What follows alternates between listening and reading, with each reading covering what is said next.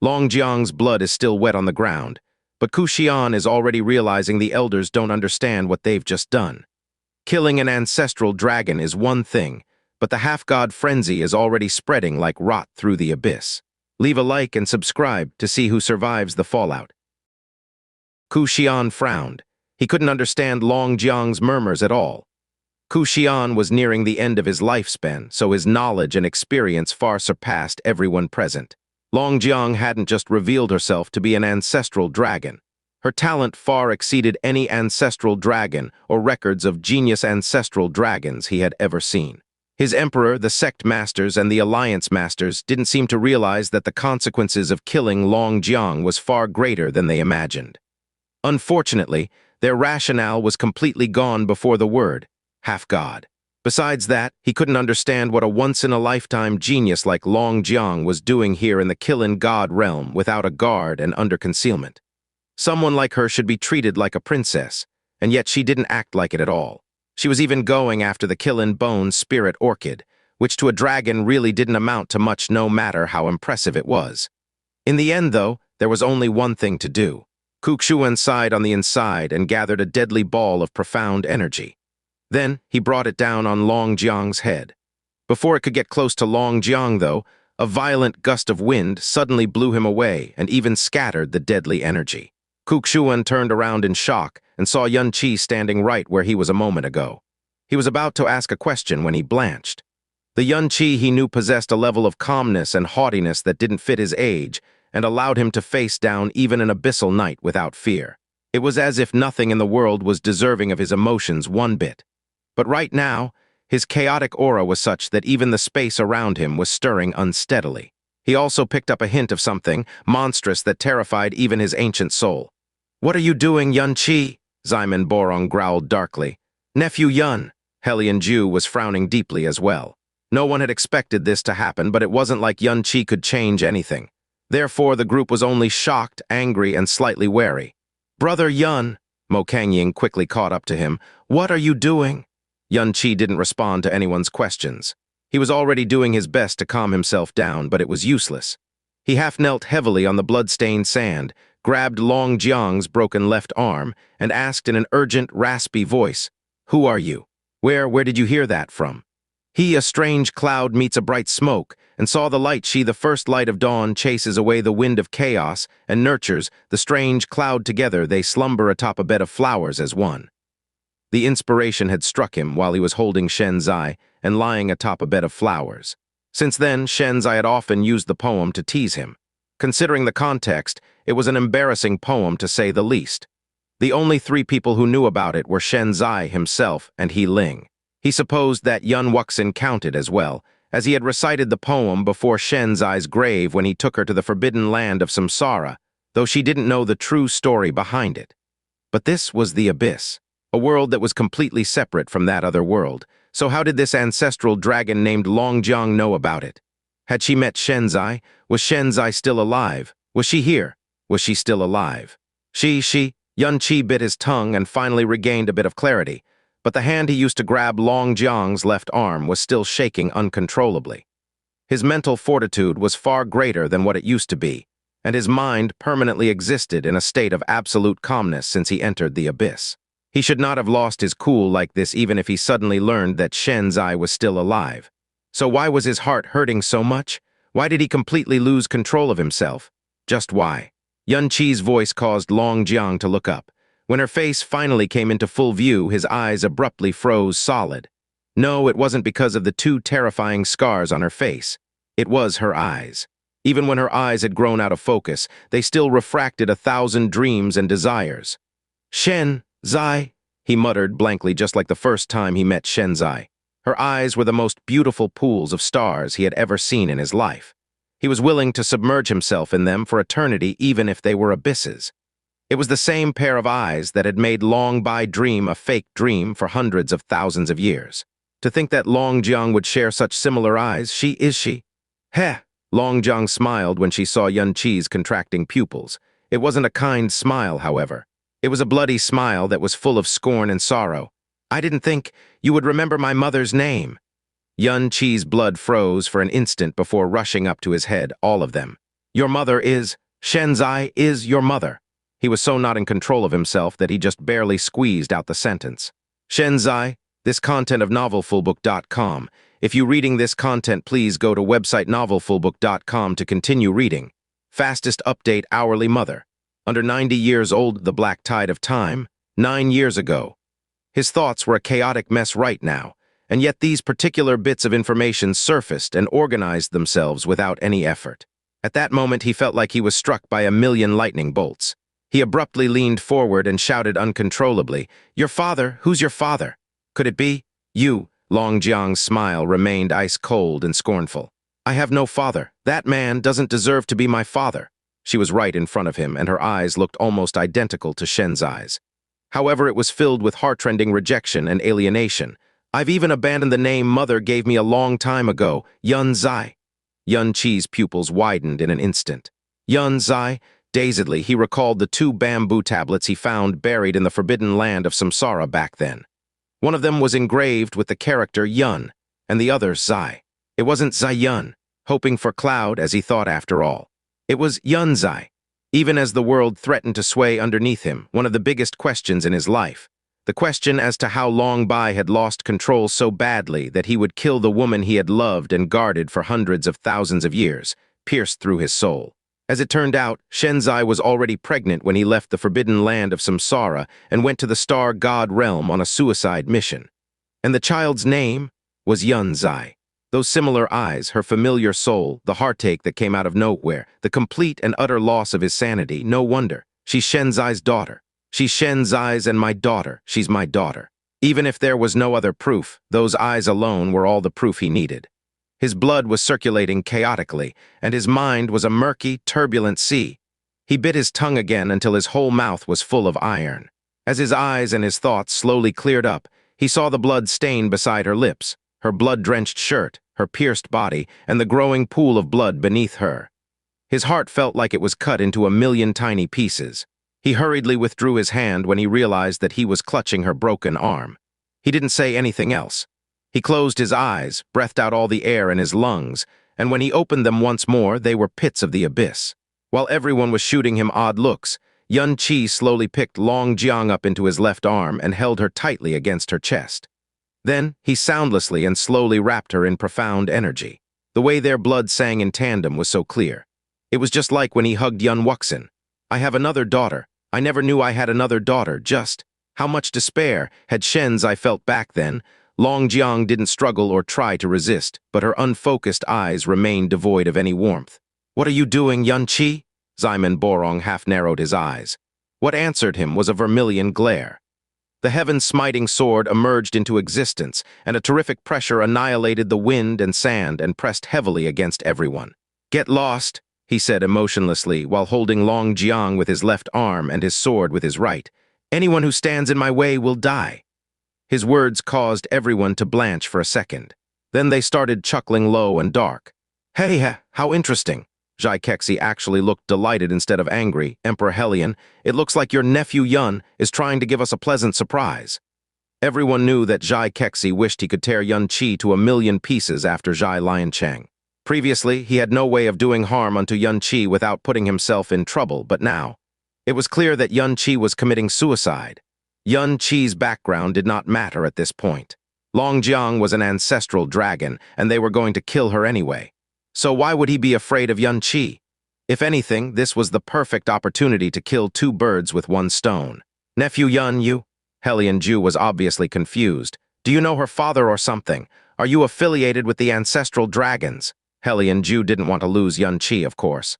God knows he had imagined Helion Lingzhu marrying into a kingdom of God a million times already.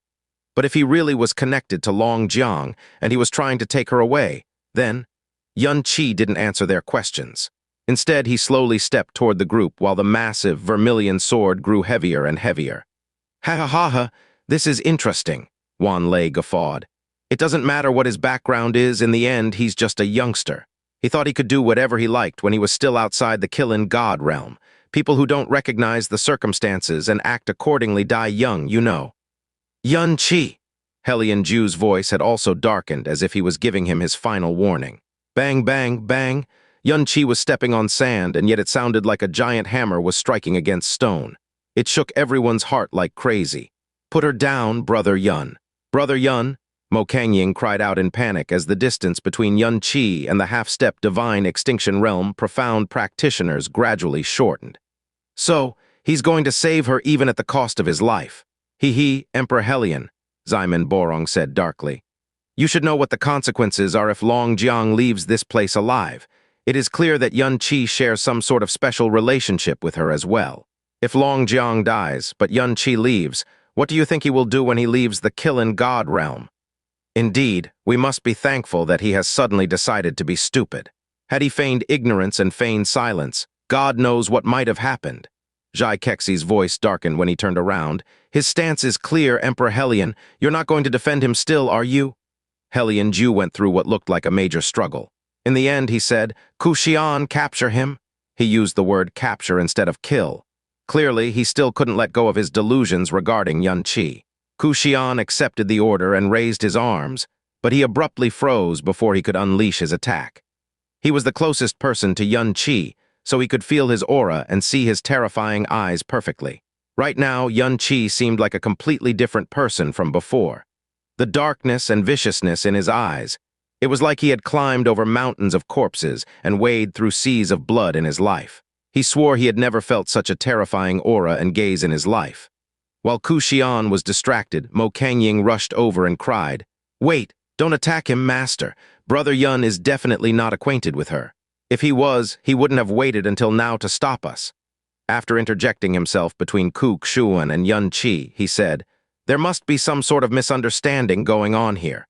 Please allow me to speak with Brother Yun before you make a decision, all right?" Before anyone could react, Mo Kangying turned toward Qi and said seriously, "Brother Yun, you're the smartest guy I know. You should know there's no way you can save her. It's not too late if you put her down now." Bang! Qi's response was to take another step forward. It was so loud that Mo Kangying felt as if he was stepping on his heart. Those pitch-black, abyssal-like eyes especially made his heart clench like crazy. Mo Kangying gritted his teeth and abruptly threw himself toward Qi. He mustered a handful of destructive earth energy and made a grab for Long Jiang. Xian shouted, "Don't get close to him!" Boom! Mo Kangying abruptly froze in midair. The destructive power in his hand crumbled into nothing long before it could make contact with Long Jiang. His expression was frozen in disbelief, and his dilating eyes slowly lowered to the massive vermilion sword that had penetrated his torso. "I said, anyone who stands in my way dies," Qi rasped. His pitch-black eyes were completely devoid of the warmth and gentleness Mo Kangying was familiar with. In fact, he was looking at him indifferently like he was killing an ant. "Ari, you deaf!" Bang! Mo Kangying shattered into a million bits and pieces just like that. The smear of blood and gore obscured everyone's vision and pierced their hearts. Anyone could tell that Mo Kangying was trying his best to save Qi, going so far as to risk his life against 11 half-step divine extinction realm experts. His sudden attack was also a choice made out of pure desperation. He was hoping to kill off Long Jiang with it so that Qi would not make the fatal mistake that would get him killed. But before Ximen Borong and the others could inflict their wrath upon him, Qi, the very man he was giving his all to save, had killed him in one strike. Blood rained down on Qi from the sky. However, there wasn't a shred of reluctance or hesitation in his eyes. Xian froze, Helion Ju, Xianxia, and everyone else froze as well. "Qi, you..." Helion Ju's face contorted with shock and disbelief. "What are you doing?" He hadn't anticipated this. Understanding was the farthest thing in his mind right now. Bang! The only response he got was an unbelievable step, and this time Helion Ju's heart skipped together with it. Ximen Borong, Xianxia, and Wan Lei could no longer smile either. The shockingly cruel murder and the killing intent so thick it almost defied imagination all inflicted a sense of unease in their hearts. An explosive noise shattered the temporary silence. It was Xian turning his arm into rock and unleashing a devastating attack aimed at Qi's heart. As his eyes were glowing with profound energy, it was impossible to say if he had attacked in pain, sorrow, or both. Wherever his hands reached, space was pushed apart in layers, and the sea of sand beneath him split into a 3,000-meter deep sandy abyss. He didn't have much time left. Every time he attacked, his lifespan would decrease just a little more. He couldn't remember when the last time was that he went all out, but right now, every shred of power he was unleashing was filled with fatalistic determination. The determination wasn't because Yun Qi had killed his disciple, Mo Kangying. It was because he sensed great danger from Yun Qi. He was just a divine sovereign, and yet his eyes and darkness. Every time he looked into his eyes, he felt like he was being pulled into a bottomless, pitch-black abyss. An abyss he could never escape from. His gentleness and affability were faked. His relationship with Mo Kangying was fake. His closeness with Hellion Lingzhu was fake. Even the fact that he was saved by Hellion Lingzhu and Mo Kangying was fake. It was said that a person on the verge of death could catch glimpses of fate. Now that Yun Qi had dropped his disguise, what Ku Xian saw was a world-destroying devil god who had severed all ties with his humanity and emotions. The world in Yun Qi's eyes swiftly darkened as Ku Xian's deadly rock powers overtook the space before him layer by layer. It was accompanied by a grinding noise that sounded like the angry roar of a giant in despair. Devoting 60% of his strength to protect Yunzai and the remaining into his right arm, Yun Qi performed an upswing with the heaven-smiting Devil Slayer sword. Kaboom! The sand turned upside down and the rock exploded. An explosion loud enough to rock over half the Qilin God Realm deafened the ears as he was blown back at least a couple of meters. The earth beneath his feet split and cracked like crazy. From the first day he saw Ku Xian, Yun Qi had already figured out that his profound energy was immense. Although it was incomparable to the squires accompanying Mo Baiken, Nan Zhehaming, and Nan Zheaguang back then, it was still more immense than Long Bai's. Yun Qi was a little stronger than he was when he fought Long Bai back then, but he was only using 40% of his strength. Naturally, Ku Xian was able to push him back a little. As for the 11 half-step Divine Extinction Realm experts, they were all as strong as Nan Zhehaming and Nan Zheaguang. Hellion Ju and everyone else looked shocked. Ku Xian had invested all of his power into his attack. One could say that it was the absolute greatest power an Earth Element Divine Master could unleash. And all it did was push Yun Qi back slightly.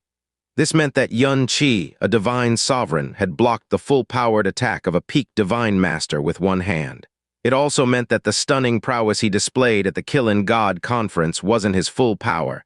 It was just a game he was forced to participate in because of the rules. How could they not be shocked by this?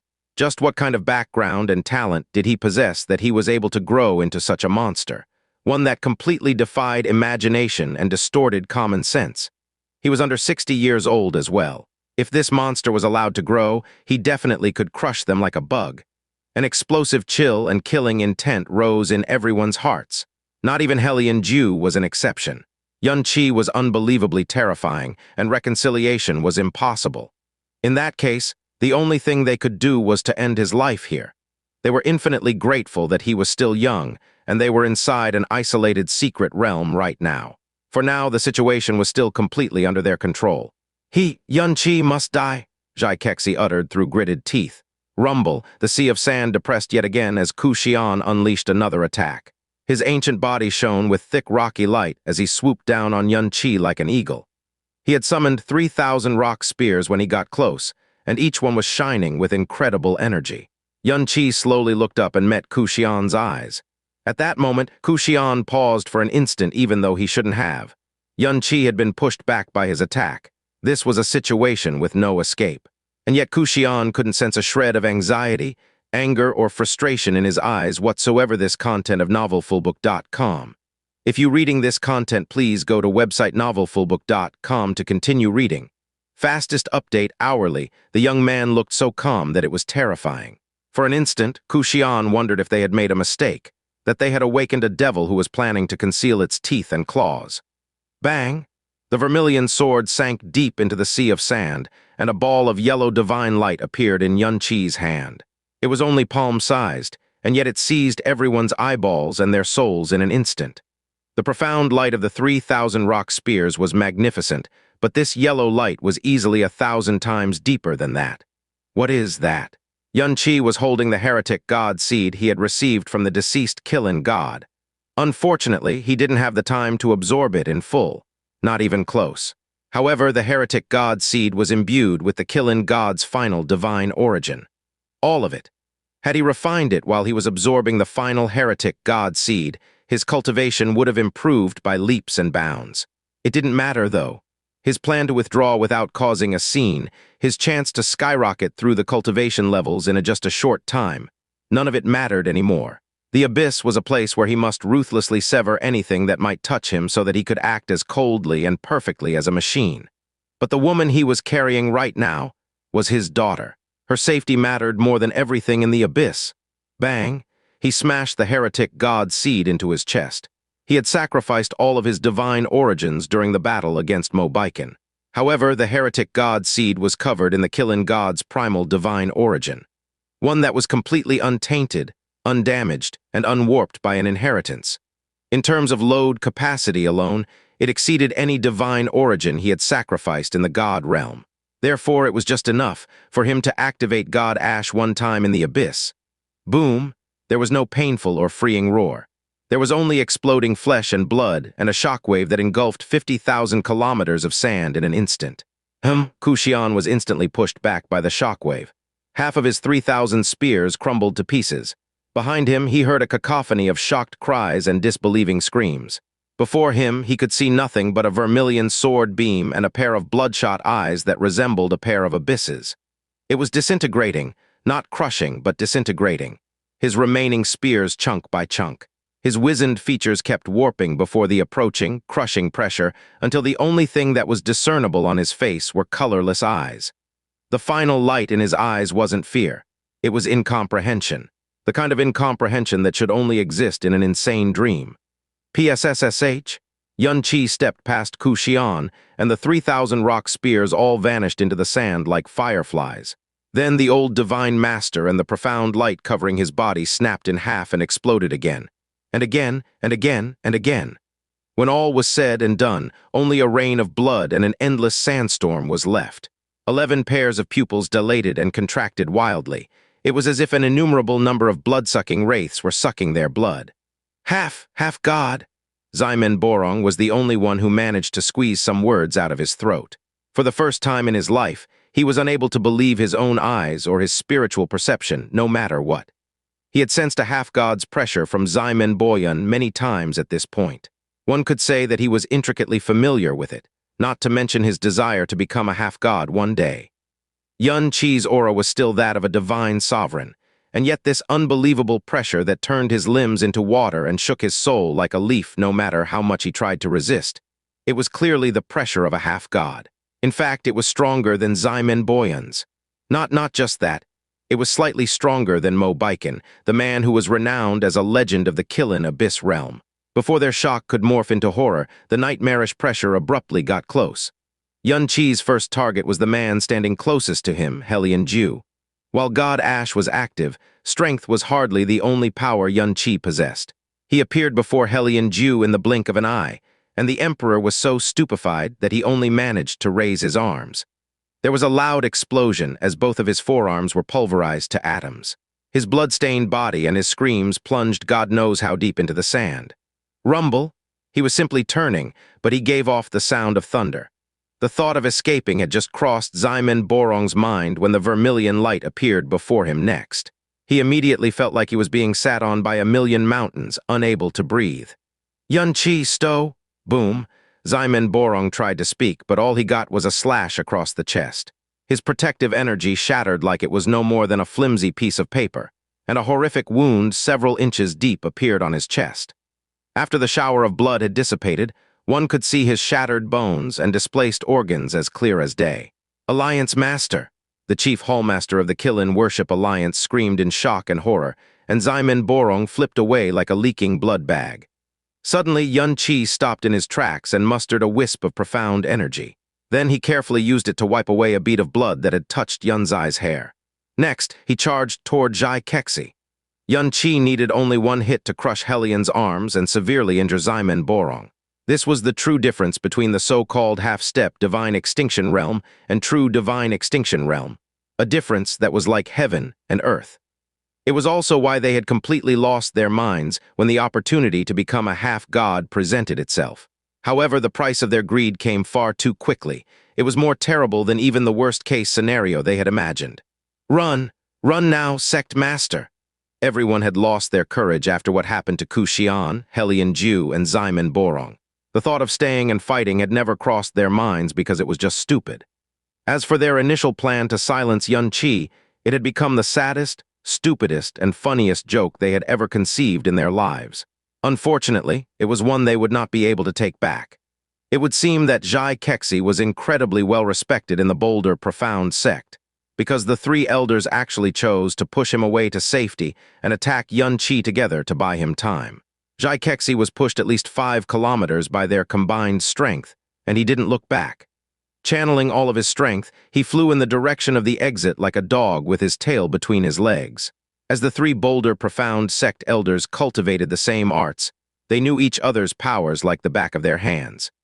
They easily and seamlessly combined their power to form an isolating profound formation that was over 3 kilometers wide. When it wrapped around Xianxia, it shrank rapidly and locked down the space he was in. Xianxia's response was to swing his sword. Boom! Tens of thousands of cracks appeared across the profound formation, and the three elders looked like they had been struck by a hammer. Their bodies shook, their faces turned pale, and blood surged all the way up and into their throats. They forced it down. H-A-H, they roared at the top of their lungs and did not take a step backward. The isolating profound formation quickly recovered as they injected their power into it with all their might. Black flames erupted from the vermilion sword, and when Xianxia swung his sword again, it cut right through the isolating profound formation like it was shoddy fabric. The profound formation crumbled, and the massive rebound caused all three elders to throw up blood like crazy. What followed afterward was the greatest and final nightmare of their lives. The devil flame of eternal calamity struck them in their heads. The brutal power of the greatsword fell down on the trio and overwhelmed their screams. They fell from the sky like 3 burning meteors. Standing right where he was, Xianxia stared emotionlessly forward while swinging the heaven-smiting Devil Slayer sword at them again and again. Rumble, rumble, boom. A fallen heavenly wolf ripped their bodies to shreds, and a destroying sky-decimating earth pushed them deeper into the abyss of death. Their bodies swayed helplessly like tiny boats in a thunderstorm on a sea of black fire. Their screams were so horrific that Xianxia subconsciously looked back. He immediately saw the 3 strongest cornerstones of his sect, the 3 great elders rolling and twisting amidst the black flames like 3 sinful ghouls who were being tortured by the flames of 9 hells for their sins. Numbness spread from his scalp all the way to his spine. Every bone in his body was shaking with bone-chilling cold. Unwilling to watch his elders suffer and afraid to waste even a second longer, he vented his profound energy behind him like it was free. If breaking his profound veins could make him go faster, he would have done it. But just as he was about to look forward once more, he suddenly heard a crack of thunder. Then, his eyes met a pair of eyes that shook him to the core. Yun, he only managed to say one word before the world abruptly turned pitch black. His head had vanished from his torso. In one hit. This should not have happened, but the sect master of the Boulder Profound sect was so shocked and afraid that he even forgot to muster his protective profound energy, which was an instinct that was ingrained to him countless years ago. It took Xianxia just a moment to eliminate the 4 strong profound practitioners of the Boulder Profound sect, and Xianxia never gave them a single word or even a fraction of a second to breathe. Why? Because everyone present at the scene were people who deserved to die, because they had committed an unforgivable sin. Ximon Borong's chief hallmaster was carrying his alliance master and escaping to the north as quickly as he could. The 4,000-blade sect profound practitioners had already dived into the sea of sand and were escaping in different directions as well one. They were half-step divine extinction realm profound practitioners after all. While Xianxia was slaughtering the 3 Boulder Profound sect elders and Xianxia, the rest had already escaped almost 50 kilometers into the distance. Xianxia turned around. The escaping auras felt so clear in his spiritual perception that he could practically touch them. He took a moment to look down on Xianxia, whom he was still hugging tightly against his chest. Her half-lidded eyes lacked the pain she should be feeling from her injuries, shock, excitement, schadenfreude, nothing. It was like everything that was going on had nothing to do with her. It was like she wasn't a living being, but a clay doll that was missing an expression. Xianxia slowly touched her forehead with his sword arm and temporarily sealed off all of her senses. Then he looked up into the sky and released his profound handle. The profound handle morphed into a dragon and let loose a roar like nothing the Qilin God Realm had ever heard. The sand within 5,000, no, 50,000 kilometers of Xianxia was kicked up into the sky like sea waves. Countless spatial rifts ripped open in the world where its very laws were crumbling, and it looked like the blue sky itself was shattering like a mirror. The escaping Ximen Borong and Chief Hallmaster blacked out instantly and collapsed head first into the raging sea of sand. The 4,000-blade sect profound practitioners were flung out of the sand, with their eyes rolled to the back of their heads. They were also spasming like 4 fish who had accidentally gotten themselves stranded on a beach. Xianxia pointed the heaven-smiting devil slayer sword downward, and crimson lightning surrounded its blade. It instantly crossed 50 kilometers of space and trapped the 6 disoriented experts. Crimson lightning crackled as they were pulled back to Xianxia at incredible speeds. They all thought they might just be able to reach the entrance before it was too late. But now, they were pulled back all the way to Xianxia's feet several times faster than when they were escaping at full speed. This content of novelfullbook.com. If you're reading this content, please go to website novelfullbook.com to continue reading. Fastest update hourly when they finally recovered their consciousness and looked up. They vaguely saw Xianxia floating above their heads and staring down at them with pitch-black eyes. The color reminded them of the legendary abyss of death at the heart of the endless fog. Wan Lei forced his mouth open, but he couldn't make a single sound. There was neither fear nor hope in his unfocused eyes.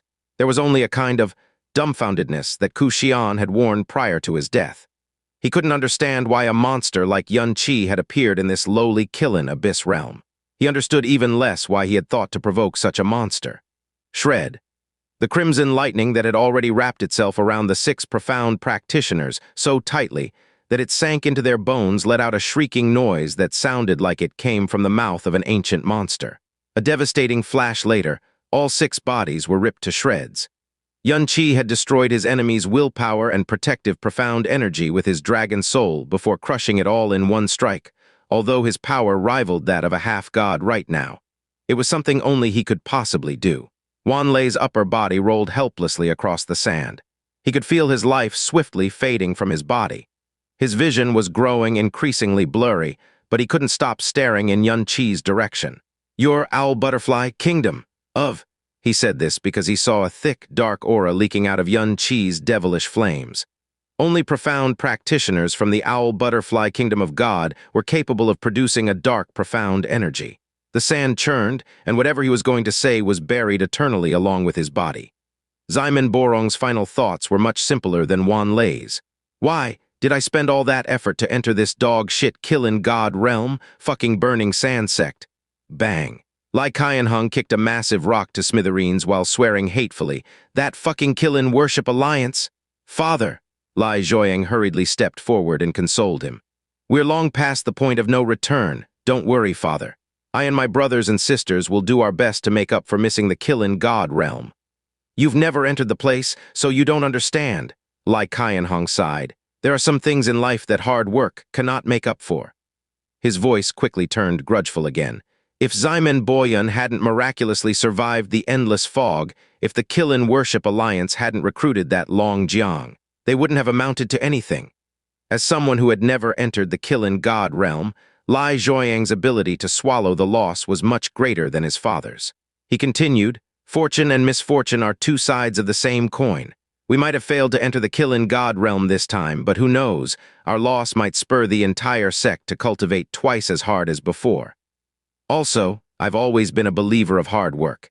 Resources and opportunities are important, but nothing is more important than hard work and discipline." Lai Qianhong relaxed and stared at his son, the jewel of his family.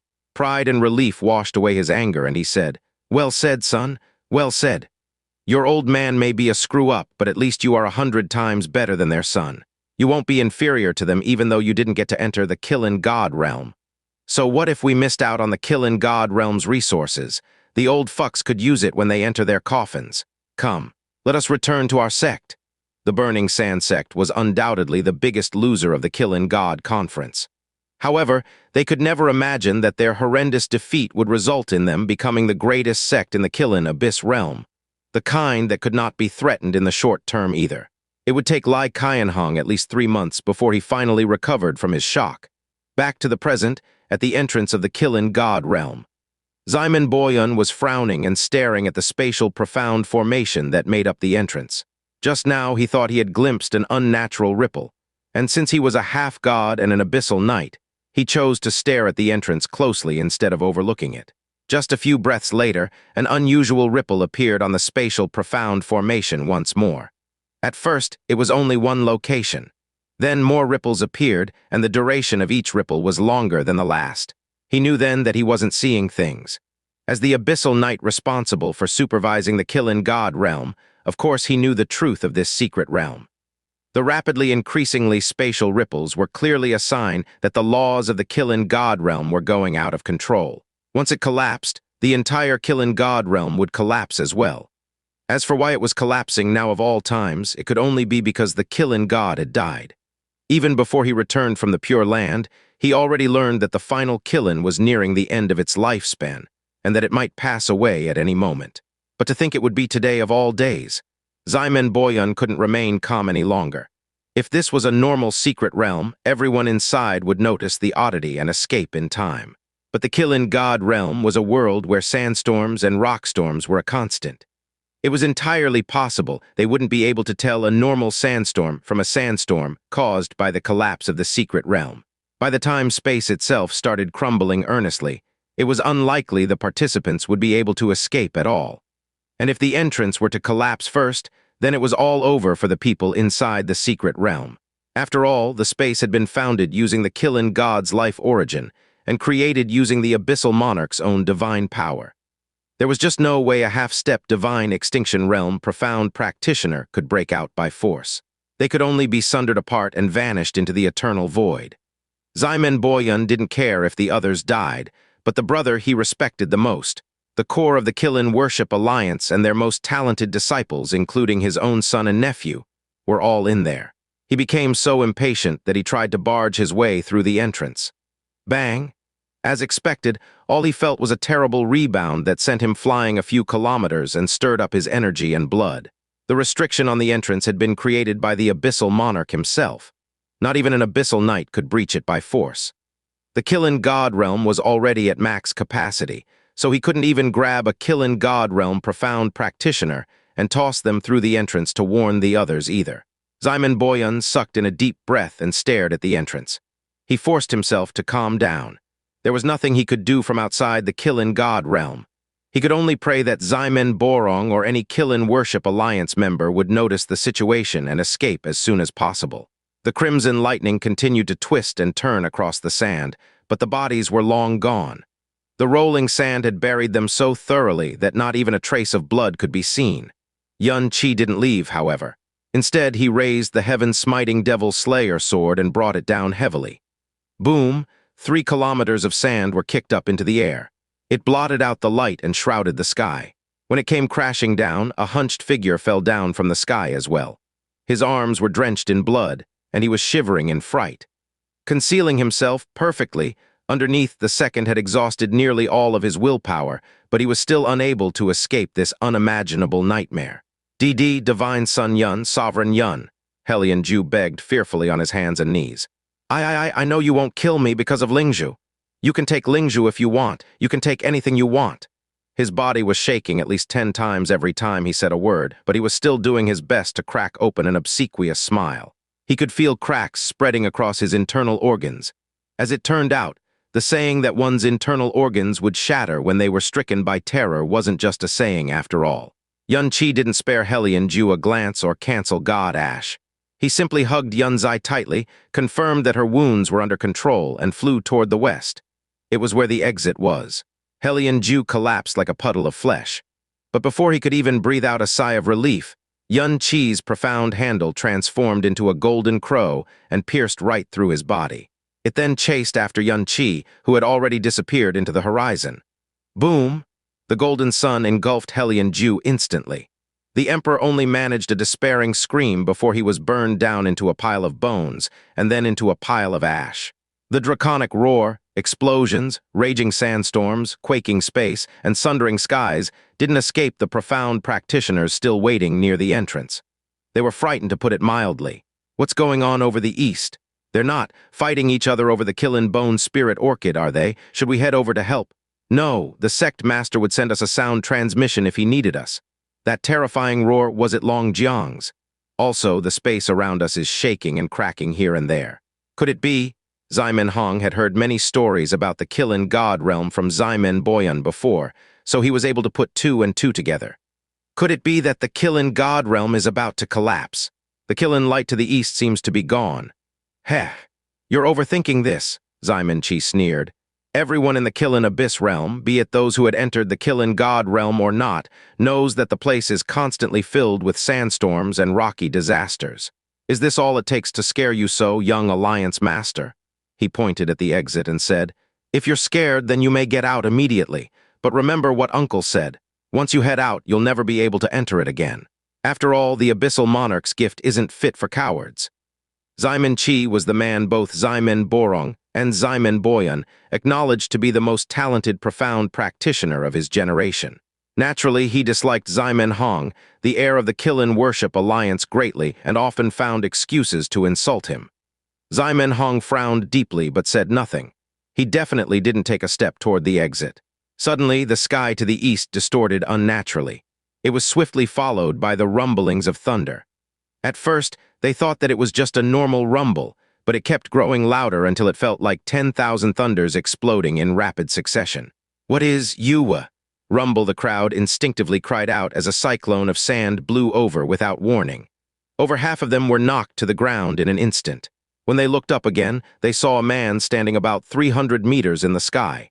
He was just standing there, but the entire eastern sky turned dark for some reason. Rumble, rumble, rumble, the late-coming thunder appeared from behind, and it shook everyone's heart and devoured all sound. When the crowd's scattered eyes finally managed to focus on the man in the sky, they realized that he wasn't actually alone. He was holding a woman who was half-drenched in blood and a massive sword that was so imposing they couldn't breathe. Yun Qi, they muttered in shock and confusion. Everyone recognized him, but no one could believe it was him. It was because his eyes and expression resembled a hateful devil god who had just awakened from his slumber. The pressure he was giving off was so terrifying that it was like the force field alone was enough to tear their body and soul to shreds. Tactically speaking, one of the best tactics to escape a pursuer who doesn't have you surrounded. Alliance groups were well separated and well defined. Yun Qi swept his divine perception across the area. He counted all 985 of them. When the thunderous rumblings finally came to a stop, the group just realized that it was the sound, no, the storm of someone punching through space at an unbelievable speed. What followed next was a deafening, suffocating silence. It was because the pressure pressing down on them was so heavy that their heads hurt and their spines threatened to break. Close your eyes, Yun Qi whispered. Yun's eye ignored him. Rumble. The deafening noise erupted once more, and this time it appeared right next to their ears. Before the bolder, profound practitioners could make sense of what just happened, the world they knew had already transformed into a fiery sea of gold that consumed everything. He could execute the 9 suns' heaven's fury to annihilate all of them at once, but that would deplete much of the Qilin god's divine origin. So, he chose to teleport 4 times. First, he teleported to the bolder, profound practitioners. Then, he ignited them all with Yellow Spring's ashes instead. When he appeared above the 1,000-blade sect next, the bolder, profound practitioner's screams hadn't even made it into his ears yet. The greatsword swung, and thousands of shattered bones were flung into the air. Another swing later, they were all buried in the sea of sand. Every 1,000-blade sect disciple was dead just like that. They never reacted to the attack, much less knew why Yun Qi had killed them all. Even the screams they let out at the last moment only lasted for an instant. It all happened in just the blink of an eye. Yun Qi offered them neither sign nor word. The Qilin Worship Alliance was luckier than most because they at least had the time to look shocked and horrified, but that was it. A red lotus bloomed in the sky, and what came after that flash of beauty was an infernal burial. Over 300 Qilin Worship Alliance Hallmasters, Helmsmasters, and disciples were engulfed by the fiery lotus. Not a single one of them managed to escape in time. They were all turned into scarlet ash. Young master of the Qilin Worship Alliance, son of an abyssal knight, they were all no different from grass to Yun Qi, no different from the ash they gave off after they were evaporated by the flames of the phoenix. 3 instantaneous movements later, the Hellion Empire's profound practitioners finally reacted. They let out blood-curdling screams and flew away from Xianxia as quickly as they could. Hellion Lingzhu was the only one who remained where she was looking like she had fallen into an inescapable nightmare. Xianxia didn't move. He simply raised the heaven-smiting Devil Slayer sword and activated his crimson lightning. Hundreds of tribulation lightning fell from the sky at once. Crack! An equal number of cracks appeared on the blue sky above their heads. It would not fade for a very long time. After the thunderclap, the world suddenly turned silent. The screams, the yells, the sounds of running, the whooshes of flying, they all came to a stop. Then a series of thuds followed. It was the sounds of bodies hitting the ground. They hadn't been annihilated like the rest of the factions, but every vein and organ in their body had been obliterated by the heavenly law tribulation lightning. After that, there was only the howl of the wind, the shuffling of the sand, and the cracklings of the flames. Nothing else. No, there was still one alive on the ground. She was Hellion Lingzhu. Why, she was still standing there blank without any blood in her face. Her eyes had lost all their light, and she looked like a doll that had lost its soul. He didn't answer her. The heaven-smiting Devil Slayer sword vanished from his hand, and he slowly raised his palm toward Hellion Lingzhu. In the end, he had succumbed to a flash of pity and did not annihilate Hellion Lingzhu with the rest of them. However, that flash of pity also caused his soul to twitch painfully. It was Kai Wao's words stabbing his heart and soul like spikes. That is why every connection you might make in the abyss, friendship, master-disciple relationship, romance, and even kindness, is only a tool to be exploited to your advantage. Never forget who you are and what your mission is when you arrive at the abyss. In that place, kindness, mercy, and compassion are all sins. Any reluctance of leeway you show your enemies might mean the end of yourself, the loved ones awaiting your return, and your universe. If you ever feel hesitation, then remember my words. Any shred of pity you show the denizens of the abyss may become the butcher's knife that kills us all. Don't be scared, Xianxia said quietly. It won't hurt. Ding, Hellion Lingzhu turned into ice in an instant. A soft crack later, she crumbled into a pile of sorrowful ice dust. With this, all 1,000 people who entered the Qilin God Realm except Xianxia and Long Jiang had been killed. No one would know what happened besides the two of them. Their deaths would be blamed on the collapse of the Qilin God Realm.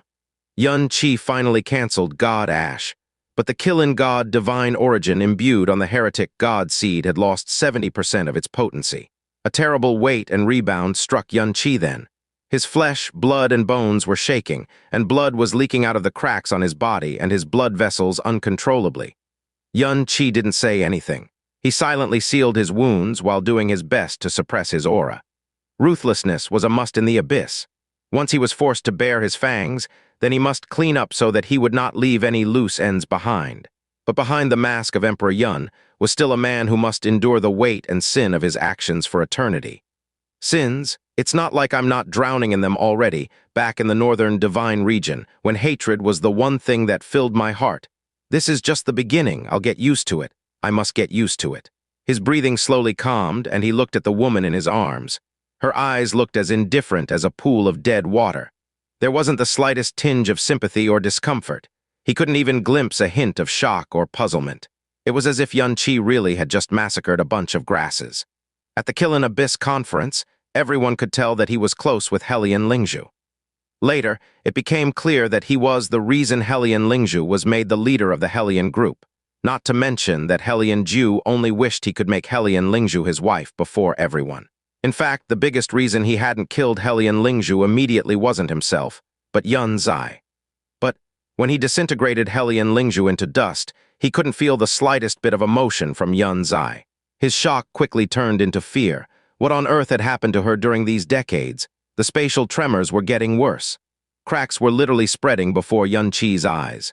The Qilin God mentioned that the secret realm would crumble in 6 hours, but that could mean a couple hours later, or 1 minute from now. Between treating Yun Zai or escaping the secret realm as soon as possible, Xianxia ultimately chose the latter. We're heading out, just pretend to be unconscious. As expected, she didn't answer him. He moved Yun Zai to his back and released his seals on his wounds so that the blood would pour freely. Then he sped straight toward the exit. The burning wind was howling beside her ears, the sea of sand was sinking behind her back, and blood was dripping down the man's body. When some of it made contact with her fingertips, it gave her an unfamiliar, yet undeniably warm feeling. For an instant, she was lost in her memories. This content of novelfullbook.com. If you're reading this content, please go to website novelfullbook.com to continue reading. Fastest update hourly. Among the knowledge that you have imparted to me, there is a part of it that mentions that every living being will not only have a mother but a father too. Furthermore, the father and mother will be together forever. However, why is mother all alone by herself? Could it be that I don't have a father? Then, what does father look like? Will he be just as gentle and just as good-looking? That's something you will need to see with your own eyes and your own heart and soul. If father doesn't love mother, will he not love me as well? Of course not. He will do anything for you even if he has to go up against the entire world, not just because you're my daughter, but also because you're his daughter. Suddenly, she felt a different kind of warmth on her fingertips. She realized that a bead of water had appeared beside the bead of blood. When the bead of blood and water touched each other, they actually pulled into each other as if pulled toward one another. Together, they formed a single bead of warm, inseparable blood. The Qilin God Realm's exit was right in front of him. Xianxia didn't slow down in the slightest. He plunged downward and passed through the exit in an instant. Bang! Space warped, and the world abruptly changed.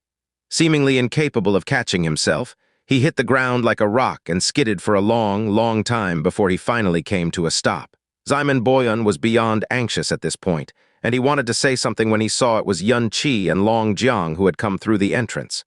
Xianxia preempted him by shouting, "Xianmen Boyan, the Qilin God Realm is collapsing everywhere. You need to." He was so panicked that he accidentally addressed Xianmen Boyan by his name. Xianmen Boyan couldn't care less about that. He shouted back, "Where are the others? How did you two escape? The entrance isn't damaged yet, so where is the Qilin?" Xianxia allowed a pant to escape his lips before interrupting. Spatial storms were happening everywhere. Everyone was swept inside of it. Some were crushed instantly, and those who weren't were swept away to God knows where. Xianxi's words and his wounds deeply shocked Xianmen Boyan. Over half of Long Jiang's body was drenched in blood, though he couldn't tell where her wounds were. However, the cracks all across Xianxi's body were definitely caused by distorted space. Long Jiang and I happened to be close to the exit, which was why we were fortunate enough to escape. Xianmen Boyan felt chilled to the core. For a long time, he couldn't say a word at all. A spatial storm, and not just one but multiple spatial storms? The situation was far worse than he had hoped. No, it was basically the worst-case scenario. The secret realm created by the Abyssal monarch himself was obviously high-level. So the spatial streams and spatial storms it created after it collapsed must be unbelievably powerful. Xianxia had to take a deep breath every time he finished a line. His face was full of lingering fear and relief as well. It was at this moment he recalled something and roared, "What are you waiting for, Xianmen Boyan? Tear open the space and rescue the others already. The first princess and the others are still inside." Xianmen Boyan uttered, "If I could do that, I would have done so already. You're an Abyssal knight, and this secret realm was created by the Abyssal monarch himself," Xianmen Boyan roared. He was so angry that his black hair was literally standing on end. Xianxia was even angrier than he was. If it wasn't for the Abyssal monarch, Long Jiang and I would never have deigned to participate in this dog-shit Qilin Abyss conference. To think we almost died because of this, Xianmen Boyan yelled. "I don't care what your background is, Xianxia. If you dare insult the Abyssal monarch again, you should focus on thinking of a way to save the Qilin Worship Alliance." Xianxia interrupted rudely while doing his best to seal his wounds. Long Jiang and I saw with our own eyes the sect master of the Thousand Blade sect being ripped into pieces by a spatial storm. Unless your people happen to be swept near the entry like us, even so, they'd be lucky to escape. Your people are about to be exterminated, and instead of thinking of a way to tear open this secret realm, you're thinking about defending the Abyssal monarch's honor. Are you serious right now? His words were so provocative that it was a surprise Xianmen Boyan hadn't blown his top. He immediately turned back to the quaking entrance of the Qilin God Realm and began trembling like a leaf. Xianxia picked up Xianxia and scoffed angrily. "To think that a small place like the Qilin Abyss Realm would almost cost me my life. I'll never get near this shitty place again. Let's go." Bang. Xianmen Boyan was so anxious that he launched a palm strike at the entrance. As expected, he was blown away by a massive force that numbed his right arm for a very long time. Terrible pain followed after the numbness had subsided. As for Xianxia and Long Jiang, he was far too worried for the fate of his family and his people to care about their departure. The final outcome didn't exceed anyone's expectations. Almost 2 hours of useless rage later, the entrance of the Qilin God Realm abruptly bent like a lightning bolt and disintegrated.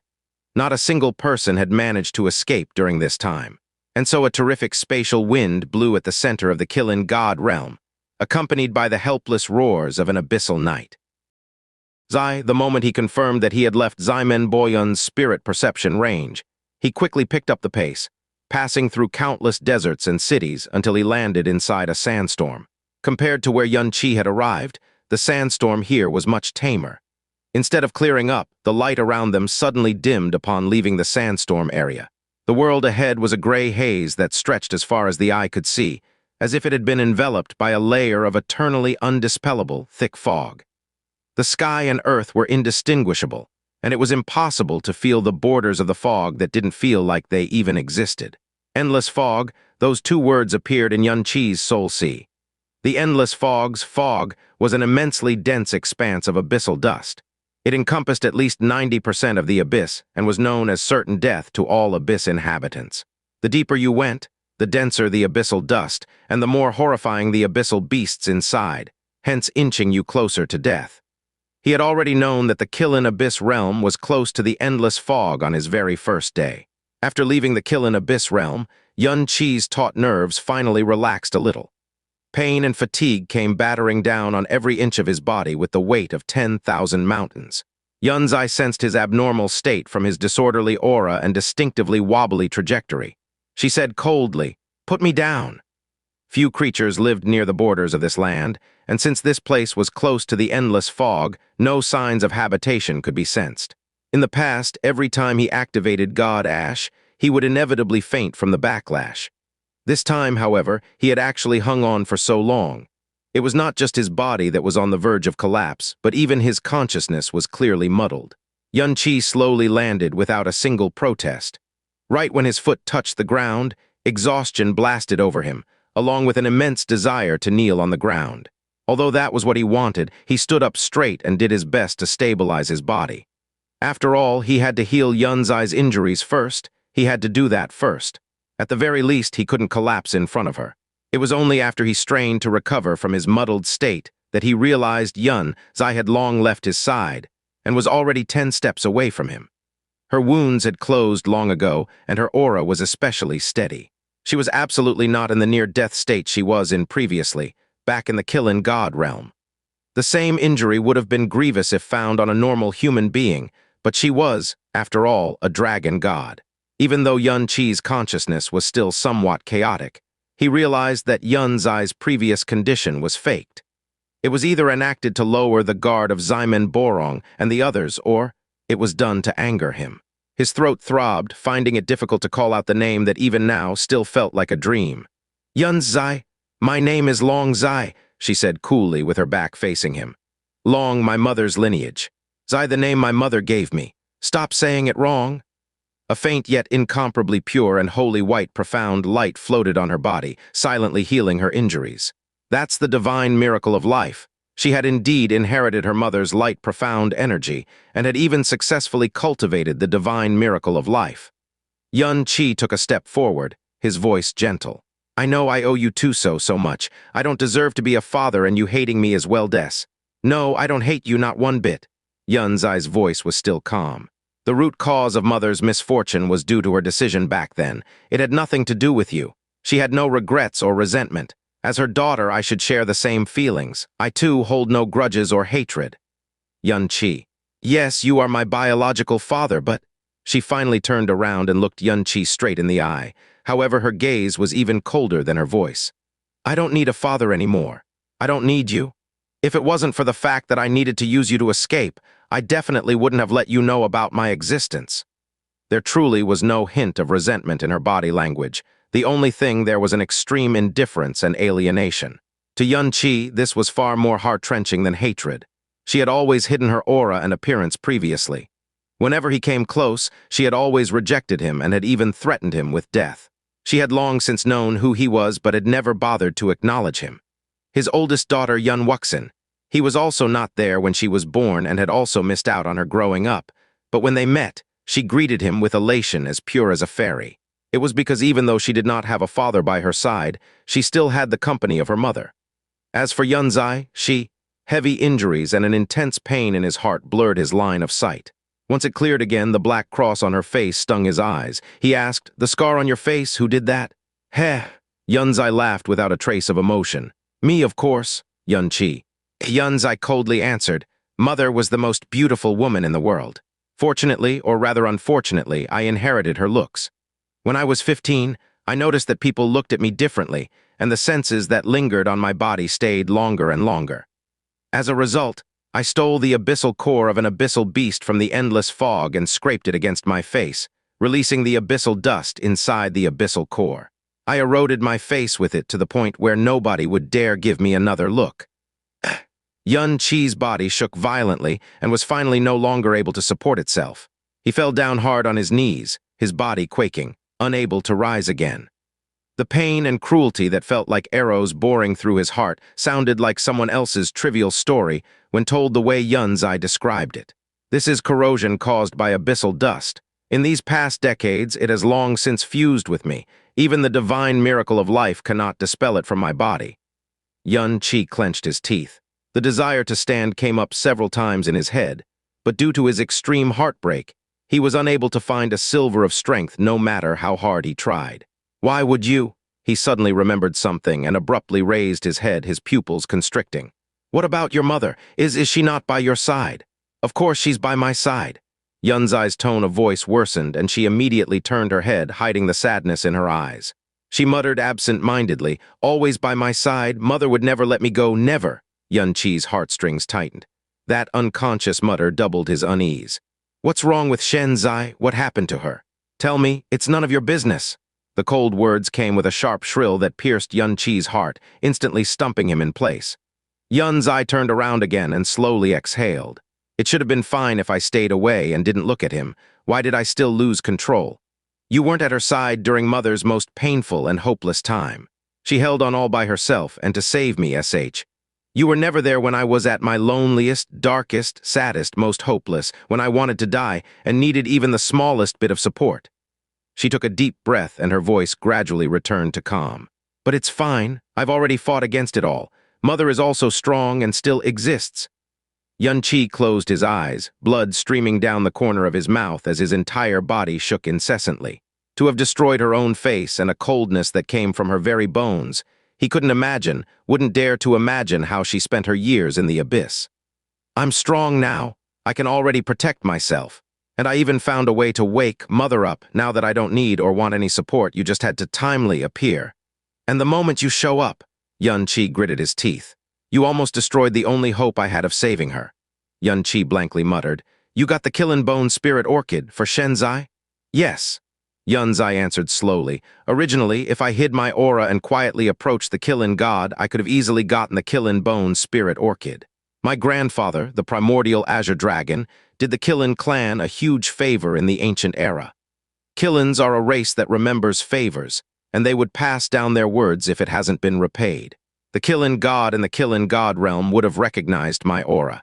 As long as I said the word, they'd have been more than willing to give me their Qilin Bone Spirit Orchid.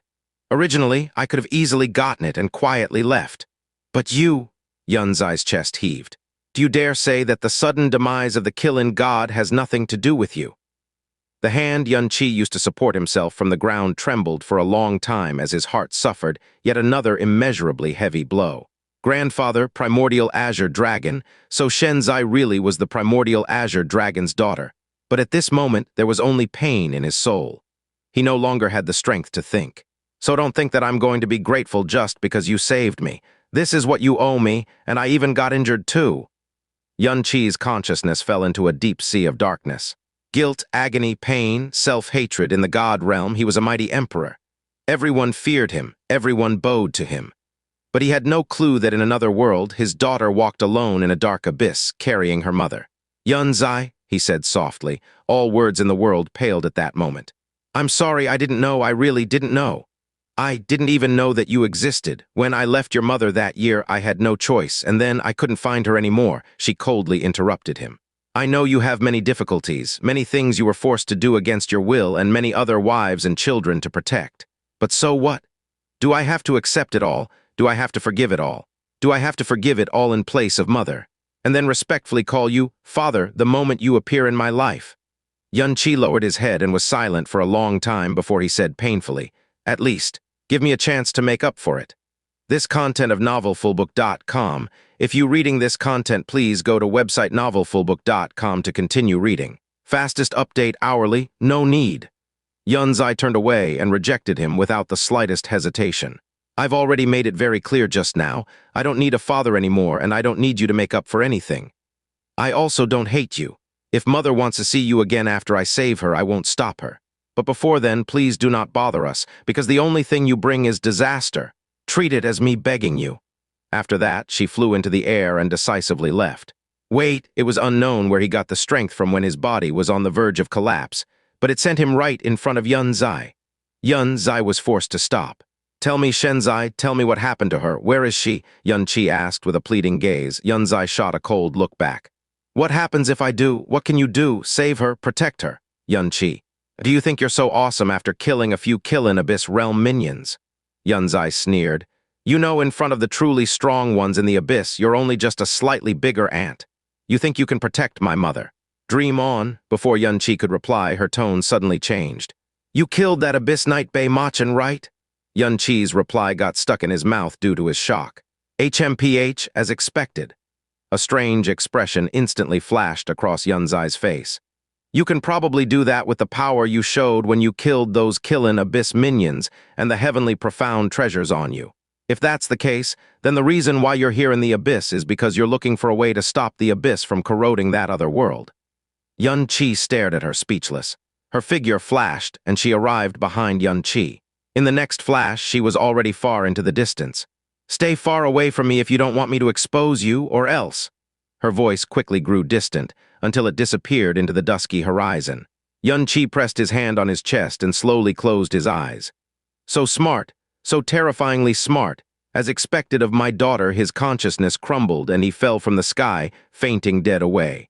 Speaking of which, why do some people think that Hellion Lingzhu is Xianxia's savior? I was super shocked. But it might really be because I wasn't expressing my words clearly. I'll pay attention next time.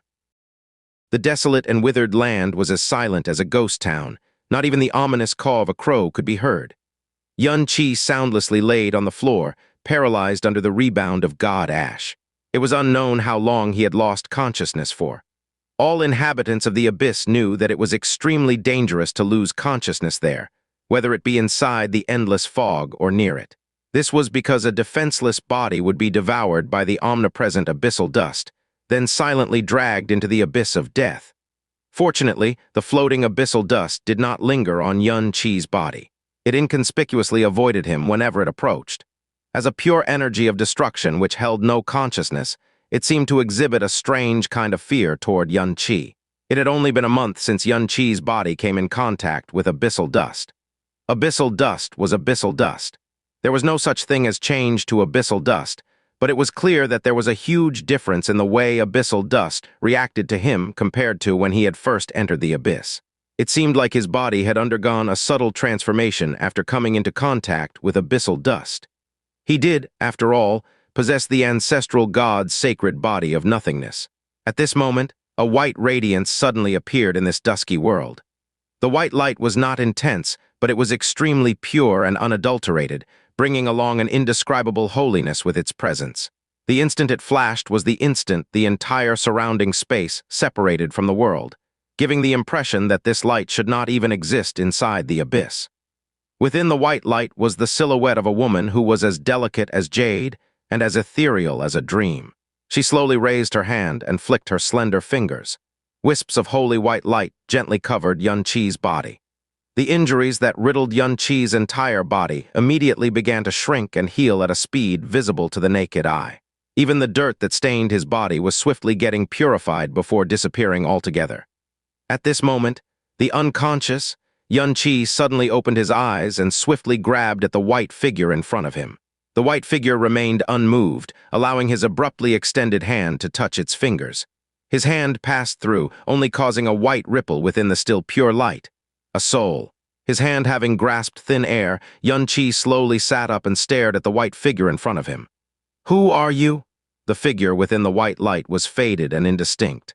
He was unable to see her face clearly, and could only make out that she was a woman with long hair that fluttered like it could weave dreams. Xianxia's heart almost leapt out of his chest when he noticed the pure white profound light that was circulating within his body.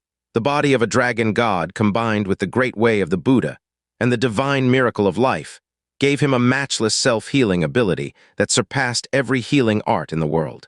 Yet he was left shocked beyond belief by the speed at which both his internal and external injuries recovered. It was several times faster than his own self-healing. He instantly recognized that this was light profound energy. He only knew 3 light profound practitioners in this life: him, Xianxia, and their daughter, Yunzai. Xianxia was no doubt the strongest among them. Even so, the light profound energy that covered his body was at least 10 times purer and richer than Xianxia's. Furthermore, the divine power being used by this white light was clearly the divine miracle of life. "Who am I?" she repeated softly. The voice did not come from in front of Xianxia, but instead rang in his soul's sea. The voice was as soft as the mist of clear spring water, as wispy as the voices of fairies beyond the clouds. It was so pleasant to hear that it seemed like it could only come from a dream world that could fulfill any wish possible. It felt like it didn't belong in the filthy human world. "I used to wonder the same all the time. When I first woke, my world was filled with numerous blank fragments. There were many names, many clear and many blurry memories, but they all shattered like stars. I couldn't piece them together, couldn't wipe away the fog that covered them, couldn't tell who I am." Xianxia was momentarily stunned. The voice within his soul's sea seemed to have the magical power that could bring someone into a dream. It was also obvious that this voice carried the power of the divine miracle of life, and had even quietly brushed away a bit of the heavy depression in his heart that had been brought about by Yunzai. "So who exactly are you?" he asked. Before him was undoubtedly the white silhouette that the blue dragon emperor hallucinated and the big white sister Honger mentioned. The one who instantly saved the blue dragon emperor who should have died. The one who quickly awakened him from near death after his battle with Mo Baiken. The one who healed at least 80% of his internal injuries when he awakened after falling into the abyssal turbulence. It was only now when he was clear-headed that he realized how terrifying this healing power was. The white figure slowly answered, "I was already close to you when I awakened. These past couple of years, I have newly constructed my own knowledge based on the knowledge you gained and gradually pieced together the fragmented memories, regaining my name along with it. Li Suo." White light flowed, and all of Xianxia's external injuries instantly disappeared without a trace. Xianxia, however, seemed to not notice it at all. He blankly stared at the fantastical white figure in front of him, as if he had actually been brought into an illusory dream world, because what rang in his soul was the name of a creation god. This was an enormous mountain range that continuously stretched across 5 million kilometers. Several 100,000 mountains pierced the heavens and overlooked the world like giant beasts. A cluster of mountains surrounded a huge barrier that had existed for a countless number of years. It isolated abyssal dust as well as the intrusion of any foreign race.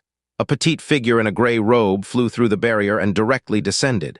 When she landed, a gentle voice stopped her in her tracks. "Longzai, you're back." The middle-aged man who spoke had fair skin and an elegant appearance that did not lack valiance. However, his draconic eyes contained a divine light capable of instantly frightening all creation. He sized up Longzai and suddenly frowned. "You're injured?" "Amen." Yunzai gave him an extremely cold reply before she walked past him.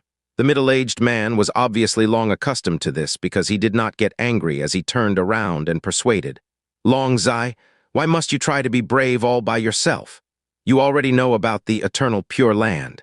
If you fulfill the Dragon Lord's wishes and take him as your father, you—" "Scram!" The shout made the middle-aged man choke back the rest of his sentence. He helplessly shook his head with pity as he watched Yunzai get further away.